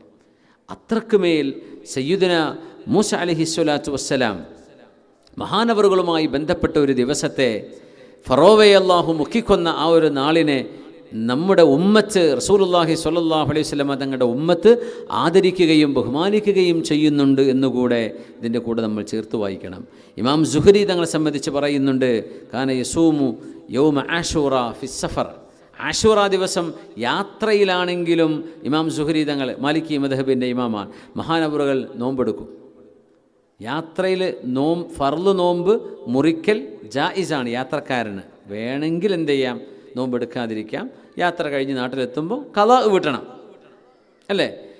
പക്ഷേ ആഷൂറയിൻ്റെ ദിവസം മഹാനവറുകൾ മുറിക്കൂല. നോമ്പാണെങ്കിലും ആഷൂറ നോൽക്കും. റമളാനാണെങ്കിൽ ചിലപ്പോൾ യാത്ര പോകുമ്പോൾ സുഹരി ഇമാം നോമ്പ് മുറിച്ചിട്ടുണ്ട്. സുന്നത്ത് നോമ്പ് മുറിച്ചിട്ടില്ല, ഫർള് നോമ്പ് മുറിച്ചിട്ടുണ്ട്. രണ്ടും ജായിസാണ്. പക്ഷേ ആഷൂറ മഹാനവറുകൾ മുറിക്കാറില്ല. വകാന യഅ്മുറു ബിഫിത്രി റമളാന ഫി സഫർ, റമളാനിൽ യാത്ര പോവുകയാണെങ്കിൽ നിങ്ങൾക്ക് പ്രയാസമാണോ, എന്ത് ചെയ്തോളൂ, നോമ്പ് മുറിച്ചോളൂ എന്ന് മഹാനവറുകൾ പറയാറുണ്ട്. അത് ഹദീസും അങ്ങനെ തന്നെയാണ്. ഫഖീല ലഹു ഫി ദാലിക്. അപ്പോൾ ആളുകൾ അതെന്ത് കഥയാണ്, നിങ്ങളെന്ത് ആശൂറന് ഇത്ര പ്രാധാന്യം എന്തേ? ആശൂറ നോമ്പാണെങ്കിലും മുറിക്കണില്ലല്ലോ, റമദാൻ നോമ്പാണെങ്കിലും മുറിക്കണുണ്ടല്ലോ എന്ന് പറഞ്ഞപ്പോൾ റമദാനു ലഹു ഇദ്ദത്തും മിൻ അയ്യാമിൻ ഉഖർ. ശുദ്ധ ഖുർആൻ പറഞ്ഞു, നോമ്പുകാർ ഇദ്ദത്തും മിൻ അയ്യാമിൻ ഉഖർ, നോമ്പല്ലാത്ത സമയത്ത് ഖളാ വീട്ടിയാൽ മതി എന്ന് പറഞ്ഞിട്ടുണ്ട്. ആശൂറ യഫൂതു, ആശൂറ പിന്നെ കിട്ടൂലല്ലോ, അത് അന്ന് തന്നെ ചെയ്യണ്ടേ, അതുകൊണ്ടാണ് ഞാൻ ആശൂറ ഒഴിവാക്കാത്തത് എന്ന് ഇമാം സുഹരി തങ്ങൾ പറഞ്ഞത് മഹാന്മാർ ഉദ്ധരിച്ച് കാണുന്നുണ്ട്. സല്ലു അലാ നബിയിക്കും സല്ലല്ലാഹു അലൈഹി വസല്ലം. അല്ലാഹുമ്മ സല്ലി വസല്ലിം വബാരിക് അലൈഹി. ഹദീസ് عن أبي هريرة رضي الله عنه أن رسول الله صلى الله عليه وسلم قال ما أسفل من الكعبين من الإزار في النار. ما أسفل من الإزار ما أسفل من الكعبين من الإزار في النار. കാലിൻ്റെ പുരുഷന്മാരെ സംബന്ധിച്ചാണ് ഈ ഹദീസ്. കാലിൻ്റെ മടമ്പിനേക്കാൾ വസ്ത്രം താഴുന്നത് നരകത്തിലാണ് എന്ന് റസൂലുള്ളാഹി സ്വല്ലല്ലാഹു അലൈഹി വസല്ലം. മടമ്പിൻ്റെ താഴെ വസ്ത്രം. ഇപ്പോൾ തങ്ങളുടെ കാലത്ത് വസ്ത്രം അരമുണ്ടുടുക്കുന്ന കാലമാണ്. ഇപ്പം നെയ്തെടുക്കുന്ന വസ്ത്രങ്ങളല്ല, കൂടുതൽ അരമുണ്ടുടുക്കലാണ്. അപ്പോൾ വസ്ത്രം വാങ്ങിക്കാൻ വലിയ പ്രയാസമുള്ള കാലമാണ്, നല്ല വിലയാണ്. അപ്പോൾ വലിയ വസ്ത്രം വാങ്ങിക്കുക എന്ന് പറഞ്ഞാൽ മുതലാളിമാർക്കേ പറ്റുള്ളൂ. അപ്പോൾ മുതലാളിമാർ അവരുടെ ആ ഒരു ആഢ്യത്വം കാണിക്കാൻ വേണ്ടി വസ്ത്രം വലിച്ചഴിച്ച് നടക്കും, നന്നായി താഴേക്ക് ഇറക്കും. കാരണം അതിൻ്റെ അടുത്ത് പൈസ ഉണ്ട് എന്ന് കാണിക്കാൻ ഖുയലാ, അഹങ്കാരം കാണിച്ചുകൊണ്ട് അവരത് ചെയ്തിരുന്ന കാലം. അതുകൊണ്ട് നബി സല്ലല്ലാഹു അലൈഹി വസല്ലം നിങ്ങൾ പറഞ്ഞു, വസ്ത്രത്തിൽ അഹങ്കാരം വരുന്നൊരു ഭാഗമാണത്. അതുകൊണ്ട് കഅബൈനിൻ്റെ താഴത്തേക്ക് എന്ത് ചെയ്യരുത്, വസ്ത്രം ഇറങ്ങരുത്. അതിൻ്റെ താഴെ മനഃപൂർവ്വം ഇറങ്ങുന്നത്, നമ്മൾ ഒരു പക്ഷേ നമ്മൾ വസ്ത്രം ഇട്ട് വന്നു, നമുക്കൊക്കെ സംഭവിക്കാം, ടൈലർ അത് കുറച്ച് കൂട്ടിയടിച്ചിട്ടുണ്ടാവും, നമ്മൾ എട്ടിനെ ശകർ ഓടിപ്പോകുന്ന കാണുന്നുണ്ടാവും, ചിലപ്പോൾ കഅബൈൻ്റെ താഴേക്ക് വന്നിട്ടുണ്ടാവും. അതിനെ സംബന്ധിച്ചല്ല, അത് നമ്മൾ എന്ത് ചെയ്യണം, അത് ലെവൽ ചെയ്തെടുക്കണം. പക്ഷേ മനഃപൂർവ്വം ഞെരിയാണിക്ക് താഴെ വസ്ത്രം ഉടുക്കുന്നത് ഒരു തരത്തിൽ ഖുയലാ, മനുഷ്യൻ്റെ മനസ്സിലൊരു അഹങ്കാരം വരാൻ ഇടയുണ്ടെന്നും അത് കാരണം മനുഷ്യൻ നരകത്തിൽ ആ വസ്ത്രം പോകും. വസ്ത്രം പോകുമെന്ന് പറഞ്ഞാൽ ആ മനുഷ്യന് നരകശിക്ഷ കിട്ടാൻ ഇടയുണ്ട് എന്നാണ് പറഞ്ഞതിൻ്റെ അർത്ഥം. അള്ളാഹു കാത്തുരക്ഷിക്കട്ടെ. പുരുഷന്മാരെ സംബന്ധിച്ചിടത്തോളം ഇത് പാൻസ് ഇടുമ്പോഴൊക്കെ പ്രത്യേകം ശ്രദ്ധിക്കേണ്ട വിഷയമാണ് കേട്ടോ. പെണ്ണുങ്ങൾ നന്നായിട്ട് വസ്ത്രം താഴ്ത്തുകയും വേണം. ഇന്ന് പെൺകുട്ടികളൊക്കെ മടമ്പിൻ്റെ മോൾക്കും ആൺകുട്ടികളൊക്കെ താഴ്ത്തൊക്കെ വയ്ക്കണം. ഇപ്പോൾ പെൺകുട്ടികളൊക്കെ മടമ്പിൻ്റെ മോൾക്ക് ഒരുപാട് മടക്കി എടുക്കുക, എന്നിട്ട് ആ പാദസരം കാലവും കാണിച്ച് നടക്കുക. പുരുഷന്മാർ ഭയങ്കര അച്ചടക്കം, ഫുൾ സ്ലീവ്. പെണ്ണുങ്ങൾ എല്ലാം ഫുൾ ബോഡി എക്സ്പോസ്ഡ്. അങ്ങനെ വല്ലാത്തൊരു വിചിത്രമായ ലോകമാണ്. അള്ളാഹു നമ്മുടെ കുട്ടികളൊക്കെ സഹായിക്കട്ടെ. നമ്മുടെ യുവതലമുറയൊക്കെ വളർന്നു വരുമ്പോൾ വലിയ ടെംപ്റ്റേഷനുള്ള കാലമാണ്. അള്ളാഹു തആല എല്ലാവിധ ഫസാദിൽ നിന്നും അള്ളാഹു നമ്മുടെ ഉമ്മത്തിനെ കാത്തുരക്ഷിക്കട്ടെ. ആമീൻ യാ റബ്ബൽ ആലമീൻ. ഒന്ന് ചൊല്ലി നോക്കൂ. അൻ അബീ ഹുറൈറത റളിയല്ലാഹു അൻഹു അന്ന റസൂലല്ലാഹി സ്വല്ലല്ലാഹു അലൈഹി വസല്ലം ഖാൽ മാ അസ്ഫല മിനൽ കഅബൈനി മിനൽ കഅബൈനി മിനൽ ഇസാരി ഫിന്നാർ. ഇസാർ എന്ന് പറഞ്ഞാൽ അരമുണ്ട്. നമ്മുടെ നാട്ടിലൊക്കെ തുണി എടുക്കൂലേ, നമ്മുടെ മലബാരി തുണിക്കൊക്കെ ഇസാർ എന്നാണ് പറയാം, ഇസാർ. അടുത്ത ഹദീസ് عن أبي هريرة رضي الله عنه أن رسول الله صلى الله عليه وسلم قال الملائكة تصلي على أحدكم ما دام في مصلاه الذي صلى فيه ما لم يحدث تقول اللهم اغفر له اللهم ارحمه. അബൂ ഹുറൈറ തങ്ങൾ റിപ്പോർട്ട് ചെയ്യുന്നു, അന്ന റസൂലുള്ളാഹി സ്വല്ലല്ലാഹു അലൈഹി വസല്ലമ ഖാൽ, മുത്തനബി പറഞ്ഞു, അൽ മലായികത്തു തുസല്ലി അലാ അഹദിക്കും, അല്ലാഹുവിൻ്റെ മലക്കുകൾ നിങ്ങൾക്ക് വേണ്ടി ദുആ ചെയ്തുകൊണ്ടിരിക്കും. മാദാമ അഹദുക്കും ഫീ മുസല്ല അല്ലദീ സ്വല്ലാ ഫീ, നിസ്കരിച്ച സ്ഥലത്ത് തന്നെ നമ്മൾ ഇരുന്നു കൊണ്ട് അടുത്തൊരു നിസ്കാരത്തെ കാത്തിരിക്കുകയോ അവിടെ തന്നെ ഇരുന്ന് ദിക്ർ ചൊല്ലുകയോ ചെയ്താൽ അല്ലാഹുവിൻ്റെ മലക്കുകൾ അവർക്ക് വേണ്ടി ദുആ ചെയ്യും. മാലം യുഹദിസ്, വുളൂ മുറിഞ്ഞിട്ടില്ലെങ്കിൽ, നിസ്കരിച്ചു, മഗ്രിബ് നിസ്കരിച്ചു, ആ മുസല്ലയിൽ തന്നെ ഇശാ വരെ കാത്തിരുന്നു, അല്ലെങ്കിൽ അസ്ർ നിസ്കരിച്ചു, കുറേ നേരം ആ മുസല്ലയിൽ ഇരുന്നു, ദുആ ചെയ്തിട്ടോ ദിക്ർ ചൊല്ലിയിട്ടോ ഖുർആൻ ഓതിയിട്ടോ, മാലം യുഹദിസ്, ഹദസ് ഉണ്ടായാൽ എന്ന് പറഞ്ഞാൽ വുളൂ മുറിഞ്ഞാൽ ഒഴികെ, വുളു മുറിയാതെ നിസ്കരിച്ചെടുത്ത് തന്നെ നമ്മൾ കുറേ നേരം ഇരിക്കുകയാണെങ്കിൽ അള്ളാഹുവിൻ്റെ മലക്കുകൾ നമുക്ക് വേണ്ടി ദുആ ചെയ്യും. തഖൂലു, മലക്കുകൾ പറയും, അല്ലാഹുമ്മ ഗ്ഫിർ ലഹു അല്ലാഹുമ്മ റഹംഹു, അള്ളാഹുവേ ഈ മനുഷ്യന് നീ പുറത്തു കൊടുക്കണേ, ഈ ആണിന് ഈ പെണ്ണിന് പുറത്തു കൊടുക്കണേ, റഹംഹു അവർക്ക് നീ റഹ്മത്ത് ചെയ്യണേ എന്ന് അള്ളാഹിൻ്റെ മലക്കുകൾ ഇങ്ങനെ പറഞ്ഞുകൊണ്ടിരിക്കുന്നതാണ്. ശരിക്കും ജീവിതത്തിലെ വലിയ സമാധാനം കിട്ടുന്നത് നമ്മുടെ മുസല്ലയാണ്. നമ്മുടെ കാറോ വീടോ ഒന്നുമല്ല, നമ്മൾ നിസ്കരിക്കുന്ന ഇടം. അത് പള്ളിയാണെങ്കിൽ പള്ളി, പെണ്ണുങ്ങൾ നിസ്കരിക്കാൻ അവരുടെ മുസല്ല, അവരുടെ വീട്ടിൽ നിന്ന് അവർ നിസ്കരിക്കുന്ന നിസ്കാരപ്പായ, അവിടെ നമ്മൾ എത്ര സമയം ചിലവഴിക്കുന്നുണ്ടോ അത്രയും സമയം നമ്മൾ ജീവിതത്തിൻ്റെ ഏറ്റവും സമാധാനമുള്ള മൊമെൻ്റാണ് നമ്മൾ ചിലവഴിക്കുന്നത്. അല്ലാതെ നമ്മൾ സമാധാനം പറഞ്ഞാൽ ഓടിയിരുന്നിട്ട് എവിടെ നിന്ന് കിട്ടാനാണ്? റോട്ട് കിട്ടുമോ? ഈ സമാധാനം എവിടെയാണ്? നമ്മൾ ജീവിക്കുക എന്ന് പറഞ്ഞ് ഒരു ലക്ഷ്യത്തിലേക്ക് ഓടുകയാണ്. പക്ഷെ ആ ലക്ഷ്യത്തേക്ക് എത്തുമ്പോഴേക്കും അടുത്തൊരു ലക്ഷ്യം കാണും, അങ്ങോട്ട് ഓടുകയാണ്. അങ്ങനെ മരണം വരെ മനുഷ്യൻ ഓടുകയാണ്. അപ്പോൾ എപ്പോഴാണ് നമ്മൾ സമാധാനിക്കുന്നത്? നമ്മുടെ സമാധാനം നമ്മുടെ മുസല്ലയിലാണ്, അള്ളാഹിൻ്റെ മുമ്പിൽ ഇരിക്കുമ്പോഴാണ്. അതുകൊണ്ട് ആ സമയം കുറച്ച് കൂടുതലിരുന്നാൽ നമുക്ക് ഏറ്റവും സമാധാനം കൂടുതൽ കിട്ടുന്ന കാര്യമാണ്. അത് നമ്മൾ മനസ്സിലാക്കണം, നഷ്ടപ്പെടരുത്. ഒരുപാട് ആളുകൾക്ക് ഇത് അറിയില്ല. അവർ വിചാരിക്കും പാട്ടും സിനിമയും ഡാൻസും ഇതൊക്കെ കണ്ടാൽ സമാധാനം, കുറേ ബീച്ചിൽ പോയിരുന്ന സമാധാനം കിട്ടുമെന്ന് വിചാരിക്കും. സമാധാനം ഒരു മനുഷ്യനൊരു മുഅ്മിന് ലഭിക്കുന്നത് അള്ളാഹുവിൻ്റെ മുമ്പിലിരിക്കുന്ന ആ ഒരു ജൽസയിലാണ്, ആയിരത്തിലാണ്. വിഐപികൾക്ക് അള്ളാഹ് നൽകുന്ന അവസരമല്ലേ അത്? അള്ളാഹുവിൻ്റെ ആ ഒരു തിരുദാത്തിനോട് സംസാരിക്കാൻ കഴിയുന്ന സമയം. അതുകൊണ്ട് അവിടെ സമയം കൂടുതൽ അതുകൊണ്ടാണ് ഇത്രയും മഹത്വം അതിന് കിട്ടാൻ കാരണം. അവിടെ ഇരുന്നു, ഒതോടുകൂടെ ഇരുന്നു. ആ ഇരുത്തത്തിന് തന്നെ അല്ലാഹുമ്മ ഗ്ഫിർ ലഹു വർഹംഹു, പടച്ചവനെ നിനക്ക് വേണ്ടി നിസ്കരിച്ച മുസല്ലയാണിത്, ആ മനുഷ്യൻ അവിടെ ഇരിക്കുകയാണ്, നിൻ്റെ വാതിൽക്കൽ ഇരിക്കുകയാണ്, നീ പുറത്തു കൊടുക്കണേ, നീ റഹ്മത്ത് ചെയ്യണേ. ഒരുപക്ഷെ നമ്മുടെ ജീവിതത്തിൽ അള്ളാഹിൻ്റെ റഹ്മത്ത് കിട്ടാനും പല ഉദ്ദേശങ്ങളുണ്ടാവില്ലേ.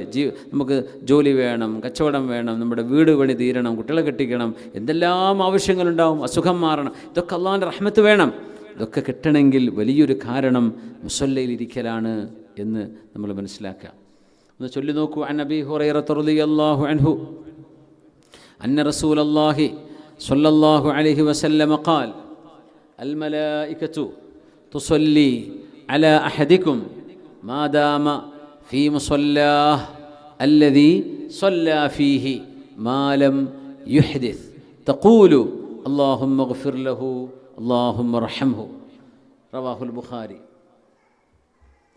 عن أبي هريرة رضي الله عنه أن رسول الله صلى الله عليه وسلم قال كل أمتي يدخلون الجنة إلا من أبى قالوا يا رسول الله ومن يأبى قال من أطاعني دخل الجنة ومن عصاني فقد أبى.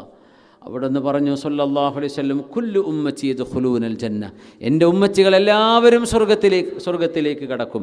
ഇല്ലാ മൻ അബാ, വേണ്ടാന്ന് പറഞ്ഞ് വിലങ്ങി നിൽക്കുന്നവരൊഴികെ.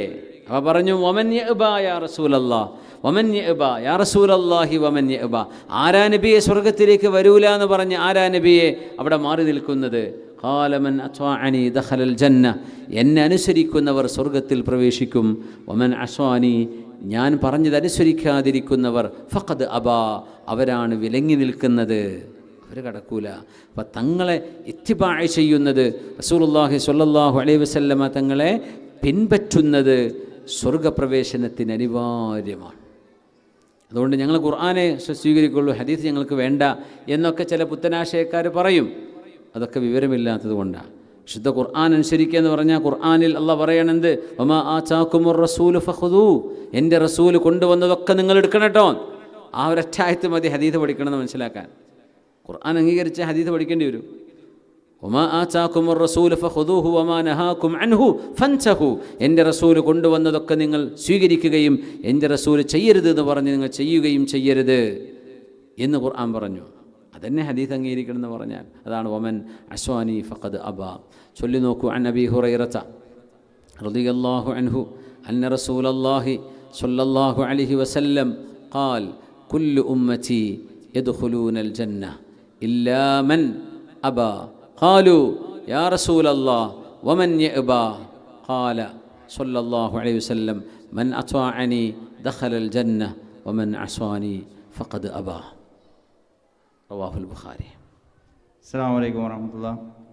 ജസാക്കുമുല്ലാഹ് ഖൈർ. ഇന്നത്തെ സദസ്സിൽ പായസം നൽകിയവർക്ക് പ്രത്യേകം ദുആ ചെയ്യണം, അവരുടെ ഹലാലായ ഉദ്ദേശങ്ങൾ പൂർത്തീകരിക്കാൻ വേണ്ടിയിട്ട്. ഹജ്ജ് തീർത്ഥാടകരുടെ വഴികാട്ടി എന്നറിയപ്പെടുന്ന CH കുഞ്ഞബ്ദുള്ള ഹാജി കല്ലൂരാവി മരണപ്പെട്ടിരുന്നവർക്ക് പ്രത്യേകം ദുആ ചെയ്യാൻ വേണ്ടിയിട്ട് ഉസ്താദിനെ ഓർമ്മിപ്പിക്കുകയാണ്.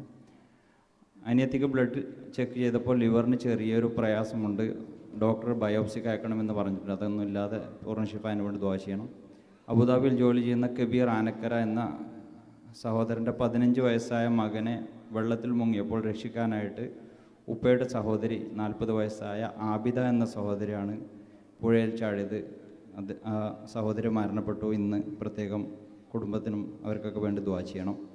പെങ്ങളുടെ ഭർത്താവിൻ്റെ ഉപ്പ PT ഖിദർ വല്ലപ്പുഴ മരണപ്പെട്ടു.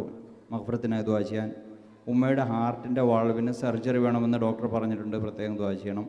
പെങ്ങളുടെ വയറിൻ്റെ അസുഖം മാറിക്കിട്ടാൻ വേണ്ടി ദുആ ചെയ്യാൻ. കാശ് കൊടുത്ത് വാങ്ങിയ സ്വത്തിൻ്റെ കാര്യത്തിൽ പിന്നീട് കേസ് നടന്നുകൊണ്ടിരിക്കുകയാണ്. പെട്ടെന്ന് അനുകൂലമായ വിധി ഉണ്ടാവാൻ വേണ്ടി പ്രത്യേകം ഈ സഹസിൽ ദുആ ചെയ്യാൻ വേണ്ടി ഏൽപ്പിച്ചിട്ടുണ്ട്.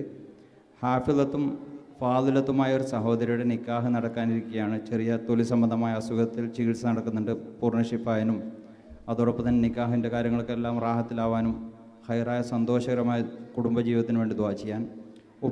ഉപ്പക്ക് സൗദിയിൽ നിന്ന് ജോലി നഷ്ടപ്പെട്ടു. ഇപ്പോൾ നാട്ടിലാണ്. വീണ്ടും ജോലിക്ക് വിളിക്കുന്നുണ്ട്. ഹൈറായ ജോലി ശരിയാവാൻ വേണ്ടി ദുആ ചെയ്യണം. ഈ വർഷം ഇന്ത്യയിൽ നിന്ന് പ്രൈവറ്റ് ട്രാവൽസ് വഴി ഹജ്ജിന് പോകുന്ന ഹാജിമാർക്ക് വലിയ തടസ്സങ്ങൾ നേരിട്ടിരിക്കുകയാണ്. അതൊക്കെ ഫത്ഹായിട്ട് ഈ വർഷം ഉദ്ദേശിച്ച എല്ലാവർക്കും ഈ വർഷം തന്നെ മഖ്ബൂൽ മബ്റൂറായ ഹജ്ജും ഉംറയും സിയാറത്തും ചെയ്യാനുള്ള തൗഫീഖിനായി പ്രത്യേകം ഈ സഹസിൽ ദുആ ചെയ്യണം. കല്യാണം കഴിഞ്ഞ് 23 വർഷമായി മക്കളില്ലാത്തൊരു സഹോദരി സഹസിലുണ്ട്. പ്രത്യേകം ദുആ ചെയ്യാൻ വേണ്ടി ഏൽപ്പിച്ചിട്ടുണ്ട്. ഓൺലൈനിലൂടെ ഒരുപാട് ആൾക്കാർ ദുആ വസിയത്ത് ചെയ്തിട്ടുണ്ട്. മരണപ്പെട്ട മാതാപിതാക്കളുടെ മഗ്ഫിറത്തിനായി ദുആ ചെയ്യാൻ. മക്കൾ സ്വാലിഹ്യങ്ങളാവാൻ വേണ്ടിയിട്ട്, കുടുംബജീവിതത്തിൽ സന്തോഷമുണ്ടാകാൻ വേണ്ടിയിട്ട്, ഉമ്മയുടെ അസുഖം ഷിഫാവാൻ വേണ്ടിയിട്ട്, അടുത്ത വർഷം ഹജ്ജിന് പോകാനുള്ള തൗഫീഖിനായിട്ട്, ഓപ്പറേഷൻ കൂടാതെ പിത്തത്തിലെ കല്ല് മാറിക്കിട്ടാൻ വേണ്ടി ദുആ ചെയ്യാൻ. മകൻ്റെ പ്രശ്നത്തിൽ ഉമ്മ വിഷമത്തിലാണ്. പ്രത്യേകം ദുആ ചെയ്യണം. ഒരു സഹോദരൻ ഒരു പ്രശ്നത്തിൽ അകപ്പെട്ട് ഹൈറായ നിലക്ക് മാറിക്കിട്ടാൻ വേണ്ടി ദുആ ചെയ്യണം. വീട് പണി തുടങ്ങി പെട്ടെന്ന് തീർന്നു കിട്ടാൻ, പുര കൂടാനും വേണ്ടി തൗഫീഖിനായി ദുആ ചെയ്യാൻ. മൂത്രകടച്ചിലിൻ്റെ അസുഖം കൊണ്ട് ഗുളിക കഴിക്കുന്നുണ്ട്. പൂർണ്ണ ഷിഫാന് വേണ്ടിയിട്ട് പ്രത്യേകം ദുആ ചെയ്യണം. ഗുളിക കഴിച്ചിട്ട് മാറ്റമൊന്നുമില്ല. ഗർഭിണിയായ ഭാര്യയ്ക്ക് സുഖപ്രസവത്തിനായി ദുആ ചെയ്യാൻ. 33 വയസ്സായ സഹോദരൻ ബ്രെയിൻ ട്യൂമറായിട്ട് വലിയ വിഷമത്തിലാണ്. പ്രത്യേകം ദുആ ചെയ്യണം ഷിഫാന് വേണ്ടിയിട്ട്. ഷവ്വാൽ 19 ഭാര്യയുടെ ഉമ്മ മരണപ്പെട്ട ആണ്ടാണ്. പ്രത്യേകം ദുആ ചെയ്യണം. അതോടൊപ്പം തന്നെ നമ്മുടെ ഓൺലൈനിലൂടെയും അല്ലാതെയും നേരിട്ടൊക്കെ ഒരുപാട് ആൾക്കാർ ദുആ വസിയത്തുണ്ട്. പ്രത്യേകിച്ച് നമ്മുടെ ഈ സഹസിൽ എല്ലാ ആഴ്ചയും വരുന്ന ഒരുപാട് ആൾക്കാരുണ്ട്. അവർക്കൊക്കെ ഉസ്താദിൻ്റെ ദുആയിൽ ഒരു സ്ഥാനമുണ്ടാവണം. കൂടാതെ പ്രത്യേകം അറിയിക്കാനുള്ളത് എല്ലാ ഞായറാഴ്ചയും മുമ്പ് അറിയിച്ചതുപോലെ തന്നെ സുബഹി നിസ്കാരം കഴിഞ്ഞ ഉടനെ ഇതേ വേദിയിൽ അത്തിപ്പറ്റ ഉസ്താദിൻ്റെ ഇജാസത്തോടു കൂടി നടക്കുന്ന വലിയൊരു സലാത്ത് മജ്ലിസ് നടക്കാറുണ്ട്. പുരുഷന്മാർക്ക് മാത്രമാണ്. അപ്പോൾ അറിയുന്നവരൊക്കെ അതിൽ പങ്കെടുക്കുക. അതോടൊപ്പം തന്നെ നമ്മൾ പങ്കെടുക്കാൻ സാധിക്കുന്നവരിലേക്ക് ഈ മെസ്സേജ് എത്തിക്കുക. ജസാക്കുമുല്ലാഹ് ഖൈർ. അസ്സലാമു അലൈക്കും. അള്ളാഹു ദുആ വസിയത്ത് ചെയ്ത ആളുകളുടെയൊക്കെ ഉദ്ദേശങ്ങൾ അള്ളാഹു പൂർത്തിയാക്കി കൊടുക്കട്ടെ. അള്ളാഹു അവരുടെ രോഗികൾക്ക് അള്ളാഹു ഷിഫ നൽകട്ടെ. അതിൽ മരണപ്പെട്ട ആ സഹോദരി അടക്കം എല്ലാവർക്കും അള്ളാഹു മഗ്ഫിറത്തും റഹ്മത്തും ചെയ്യട്ടെ. നമ്മുടെ ഹജ്ജ് ക്ലാസ്സിൽ കല്ലൂരാവി CH എന്തൊരു അബ്ദുള്ള ഹാജി അല്ലേ? CH അബ്ദുള്ള ഹാജി കല്ലൂരാവി എനിക്കറിയുന്ന ഒരു മഹാനാണ്. അള്ളാഹു അദ്ദേഹത്തിൻ്റെ ഖബറിടം സ്വർഗത്തോപ്പാക്കി കൊടുക്കട്ടെ. എൻ്റെ സുഹൃത്ത് ഹമീദ് ഫൈലി ഉസ്താദുണ്ട്. അദ്ദേഹം കുറച്ചു കാലം തളങ്കര പള്ളിയിൽ മുദരിസായിട്ട് അസിസ്റ്റൻ്റ് മുദരിസായിട്ട് ഉണ്ടായിരുന്നു. ഹമീദ് ഉസ്താദിൻ്റെ അമ്മോഷനാണ് ഈ CH അബ്ദുള്ള ഹാജി. അദ്ദേഹം ഒരുപാട് കാലം ആ പ്രദേശത്തൊക്കെ ദിവസങ്ങളോളം നിൽക്കുന്ന ഹജ്ജ് ക്ലാസ് എടുത്തിരുന്ന ആളാവും. വളരെ വന്യവയോധികനായിട്ട് പോലും ആ ക്ലാസ് അവരെടുത്തിരുന്നതാണ്.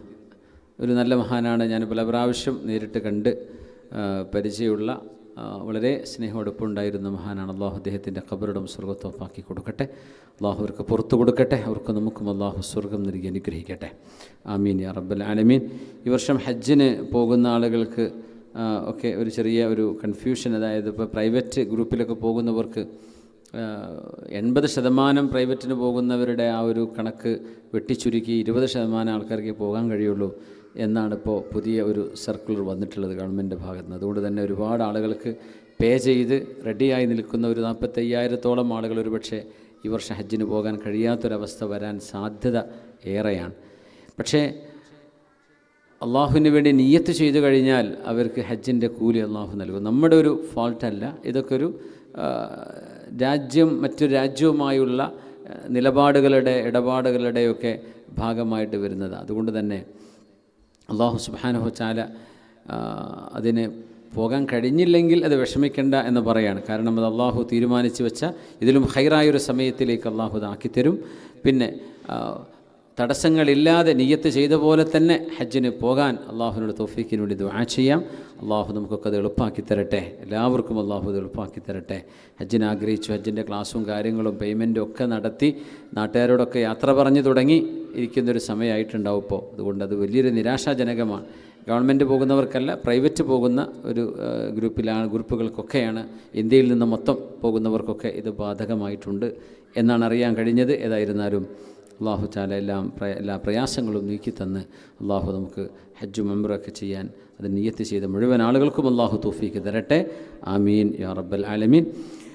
മുഹമ്മദ് റുമൈസ് എന്ന് പറഞ്ഞ 33 വയസ്സുള്ള കൊയിലാണ്ടിയിലുള്ള ഒരു ചെറുപ്പക്കാരൻ ബ്രെയിൻ സംബന്ധമായൊരു പ്രയാസത്തിലാണ്, സുഖത്തിലാണ്. അള്ളാഹുവേ, നീ വളരെ പെട്ടെന്ന് അത്ഭുതകരമായി ശിഫ കൊടുക്കണേ പടച്ചവനെ. അല്ലാഹുമ്മ ശ്ഫിഹി യാ റബ്ബ് ശിഫാഅൻ ആജിലൻ ലാ യുഗാദിറു സഖമൻ വല അലമ.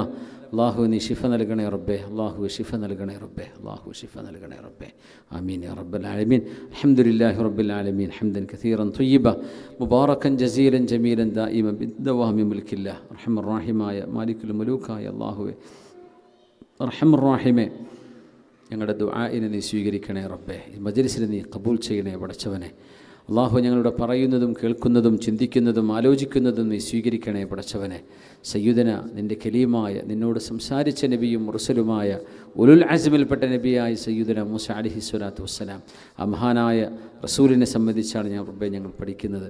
അള്ളാഹുവേ, ആ മഹാനോടുള്ള മഹബ്ബത്ത് അള്ളാഹുവേ അംബിയാഇൻ്റെ കൂടെ സ്വർഗത്തിലെത്താൻ കാരണമാക്കി തരണേ റബ്ബേ. അഷ്റഫുൽ ഖൽഖ് സ്വല്ലല്ലാഹു അലൈഹി വസല്ലം അടക്കമുള്ള അമ്പിയാക്കന്മാരോടെല്ലാം അള്ളാഹുവേ അതിയായ മഹബ്ബത്ത് ഞങ്ങളുടെ ഖൽബിൽ നൽകണേ തമ്പുരാനെ. ഔലിയാക്കന്മാരോട്, സ്വാലിഹീങ്ങളോട്, ആബിദീങ്ങളോട്, ആലിമീങ്ങളോട്, ഹാഫിദീങ്ങളോട്, ദീനിൻ്റെ ഖാദിമീങ്ങളോട് ഖൽബിൽ സ്നേഹം തോന്നിപ്പിക്കണേ പടച്ചവനെ. അതിയായ മഹബ്ബത്ത് നൽകണേ പടച്ചവനെ. അള്ളാഹു നിൻ്റെ ദീനിനോട് അടുപ്പിക്കണേ പടച്ചവനെ. ദീനിൻ്റെ അഹ്കാമുകളെ ഖൽബിന് ഇഷ്ടമാക്കി തരണേ പടച്ചവനെ. അള്ളാഹുവെ, ത്വാഅത്ത് ഞങ്ങൾക്ക് ഇഷ്ടമാക്കണേ റബ്ബേ. തിന്മകൾ ഞങ്ങളുടെ മനസ്സിന് വെറുപ്പാക്കി തരണേ റബ്ബേ. ഞങ്ങളുടെ എല്ലാ തെറ്റുകുറ്റങ്ങളും പാപങ്ങളും വിട്ടുപുറത്ത് മാപ്പാക്കി തരണേ പടച്ചവനെ. മാതാപിതാക്കൾ, ഉസ്താദന്മാർ, ഗുരുനാഥന്മാർ, ഞങ്ങളോട് ബന്ധപ്പെട്ടവർ, ദുആ കൊണ്ട് വസിയത്ത് ചെയ്തവർ, നമ്മുടെ അഡ്മിന്മാർ, ആമിർക്കടക്കമുള്ള അഡ്മിന്മാരിവിടെ ഉണ്ട്. അവരുടെയൊക്കെ വാട്സപ്പ്, ഫേസ്ബുക്ക് ഗ്രൂപ്പുകളിലും ഇൻസ്റ്റഗ്രാമിലൊക്കെ ഒരുപാട് ആളുകൾ ദുആ വസിയത്തുകൾ, അവരുടെ യൂട്യൂബ് ചാനലുകളിലൊക്കെ ദുആ വസിയത്തുകൾ അവരെ ഏൽപ്പിക്കാറുണ്ട്. അതൊക്കെ ഓരോന്ന് പറയാൻ കഴിയില്ലെങ്കിലും മൊത്തത്തിൽ അള്ളാഹുവിൻ്റെ മുമ്പിലേക്ക് അവതരിപ്പിക്കുകയാണ്. അള്ളാഹുവെ, എല്ലാവരുടെയും മുറാദുകളെ നീ ഹാസുലാക്കി കൊടുക്കണേ പടച്ചവനെ. ആരുടെ ഒരു ആമീൻ കൊണ്ടാണ് റബ്ബെ നീ സ്വീകരിക്കുക എന്നറിയില്ലല്ലോ. മുഅ്മിനീങ്ങൾക്ക് വേണ്ടി ഇവിടെ ശഫാഅത്ത് ചെയ്യുകയാണ്. അള്ളാഹുവെ, ഞങ്ങളുടെ കൂടെയുള്ള, ഞങ്ങളുടെ ഒപ്പമുള്ള, ഞങ്ങളുടെ പരിചയക്കാരിലുള്ള എല്ലാ രോഗികൾക്കും അള്ളാഹു നീ ശിഫ കൊടുക്കണേ പടച്ചവനെ.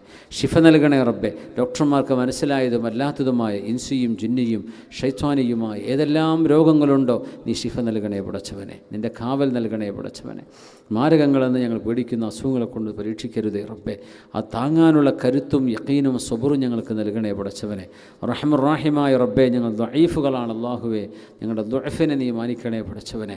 ഞങ്ങൾക്ക് നീ നിൻ്റെ പരിശുദ്ധമായ ഖുവ്വത്ത് കൊണ്ട് ഞങ്ങൾക്ക് ഖുവ്വത്ത് നൽകണേ പടച്ചവനെ. യഖീൻ നൽകണേ റബ്ബെ. സബർ നൽകണേ അല്ലാ. ഇസ്തിഖാമത്ത് നൽകണേ റബ്ബെ. റഹ്മർ റഹീമേ, ഞങ്ങളുടെ ഈമാനെ ബലപ്പെടുത്തണേ പടച്ചവനെ. അള്ളാഹുവെ, ഞങ്ങളിൽ പ്രായമുള്ളവരുണ്ട്, ചെറുപ്പക്കാരുണ്ട്, കുട്ടികളുണ്ട്, ആണുങ്ങളുണ്ട്, പെണ്ണുങ്ങളുണ്ട്.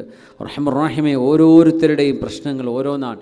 എല്ലാം അറിയുന്ന റബ്ബെ. പഠിക്കുന്ന മക്കൾക്ക് അവരുടെ പഠനവും സ്കൂളും കോളേജും എക്സാമും ഒക്കെയാണ്. റഹ്മർ റഹീമേ, ഞങ്ങളുടെ മക്കൾ പഠിക്കുന്നവരാണ്. അവരുടെയൊക്കെ പഠനത്തിലൊക്കെ ഉന്നതമായ വിജയം നൽകണേ റബ്ബെ. അവർക്ക് അദബ് നൽകണേ പടച്ചവനെ. നല്ല സൽസ്വഭാവം നൽകണേ റബ്ബെ. നല്ലവനാക്കി തരണേ പടച്ചവനെ. കൺകുളിർമ നൽകണേ പടച്ചവനെ. അള്ളാഹു, ഭാര്യ സന്തതികളിൽ കൺകുളിർമയെ നൽകണേ തമ്പുരാനെ. കുടുംബത്തിൽ, ഉമ്മത്തിൽ, ഞങ്ങളുടെ സൗഹൃദ ബന്ധങ്ങളിൽ, ജോലികളിൽ എല്ലാം അള്ളാഹു നീ സന്തോഷവും റാഹത്തും നൽകണേ അല്ലാ. കാരുണ്യവാനായ തമ്പുരാനെ, വന്യവയോധികരായ ബാവഹാജി അടക്കം ഇവിടെ ഇരിക്കുന്നുണ്ട്. റഹ്മർ റഹീമേ, മഹാനവറുകൾക്ക് നീ ആഫിയത്തും സലാമത്തും ദീർഘായുസ്സും കൊടുക്കണേ തമ്പുരാനെ. ഞങ്ങളെല്ലാവർക്കും നീ ആഫിയത്തും സലാമത്തും ദീർഘായുസ്സും നൽകണേ പടച്ചവനെ. കാരുണ്യവാനായ റബ്ബയുടെ ഭാര്യയ്ക്ക് ശിഫ കൊടുക്കണേ പടച്ചവനെ.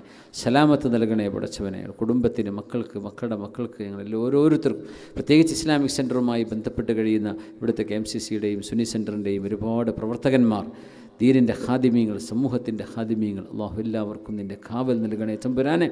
ബഹുമാനപ്പെട്ട സമസ്തയിലെ ജമീയത്തുൽ ഉലമ അതിനെ അജയ്യമായ ഇസ്സത്തിൽ നിലനിർത്തണേ പടച്ചവനെ. കാരുണ്യവാനായ റബ്ബെ, പാണക്കാട് സയ്യിദന്മാർ അടക്കമുള്ള ഉമ്മത്തിൻ്റെ ഉമറാക്കൾ, അള്ളാഹു അവരെ നീ നിൻ്റെ കാവലിലും ഇസ്സത്തിലുമാക്കണേ റബ്ബെ. ഈ ഉമ്മത്തിന് അനുകൂലമായ വിധി ഞങ്ങളുടെ രാജ്യത്തിൻ്റെ കോടതികളിൽ നിന്നുണ്ടാക്കണേ റബ്ബെ. വഖഫ് നിയമങ്ങൾ അടക്കമുള്ള വിഷയങ്ങളിൽ ഏതെല്ലാം പ്രശ്നങ്ങൾ അഭിമുഖീകരിക്കുന്നുണ്ടോ അള്ളാഹുവേ, അതൊക്കെ ഈ ഉമ്മത്തിൻ്റെ വഹ്ദത്തിലൂടെ നിൻ്റെ റഹ്മത്ത് കൊണ്ട് പടച്ചവനെ ഖൈറായ വഴിയിലേക്ക്, ഈ ഉമ്മത്തിന് അനുകൂലമായൊരു വിധിയിലേക്ക് ആക്കിത്തരണേ പടച്ചവനെ.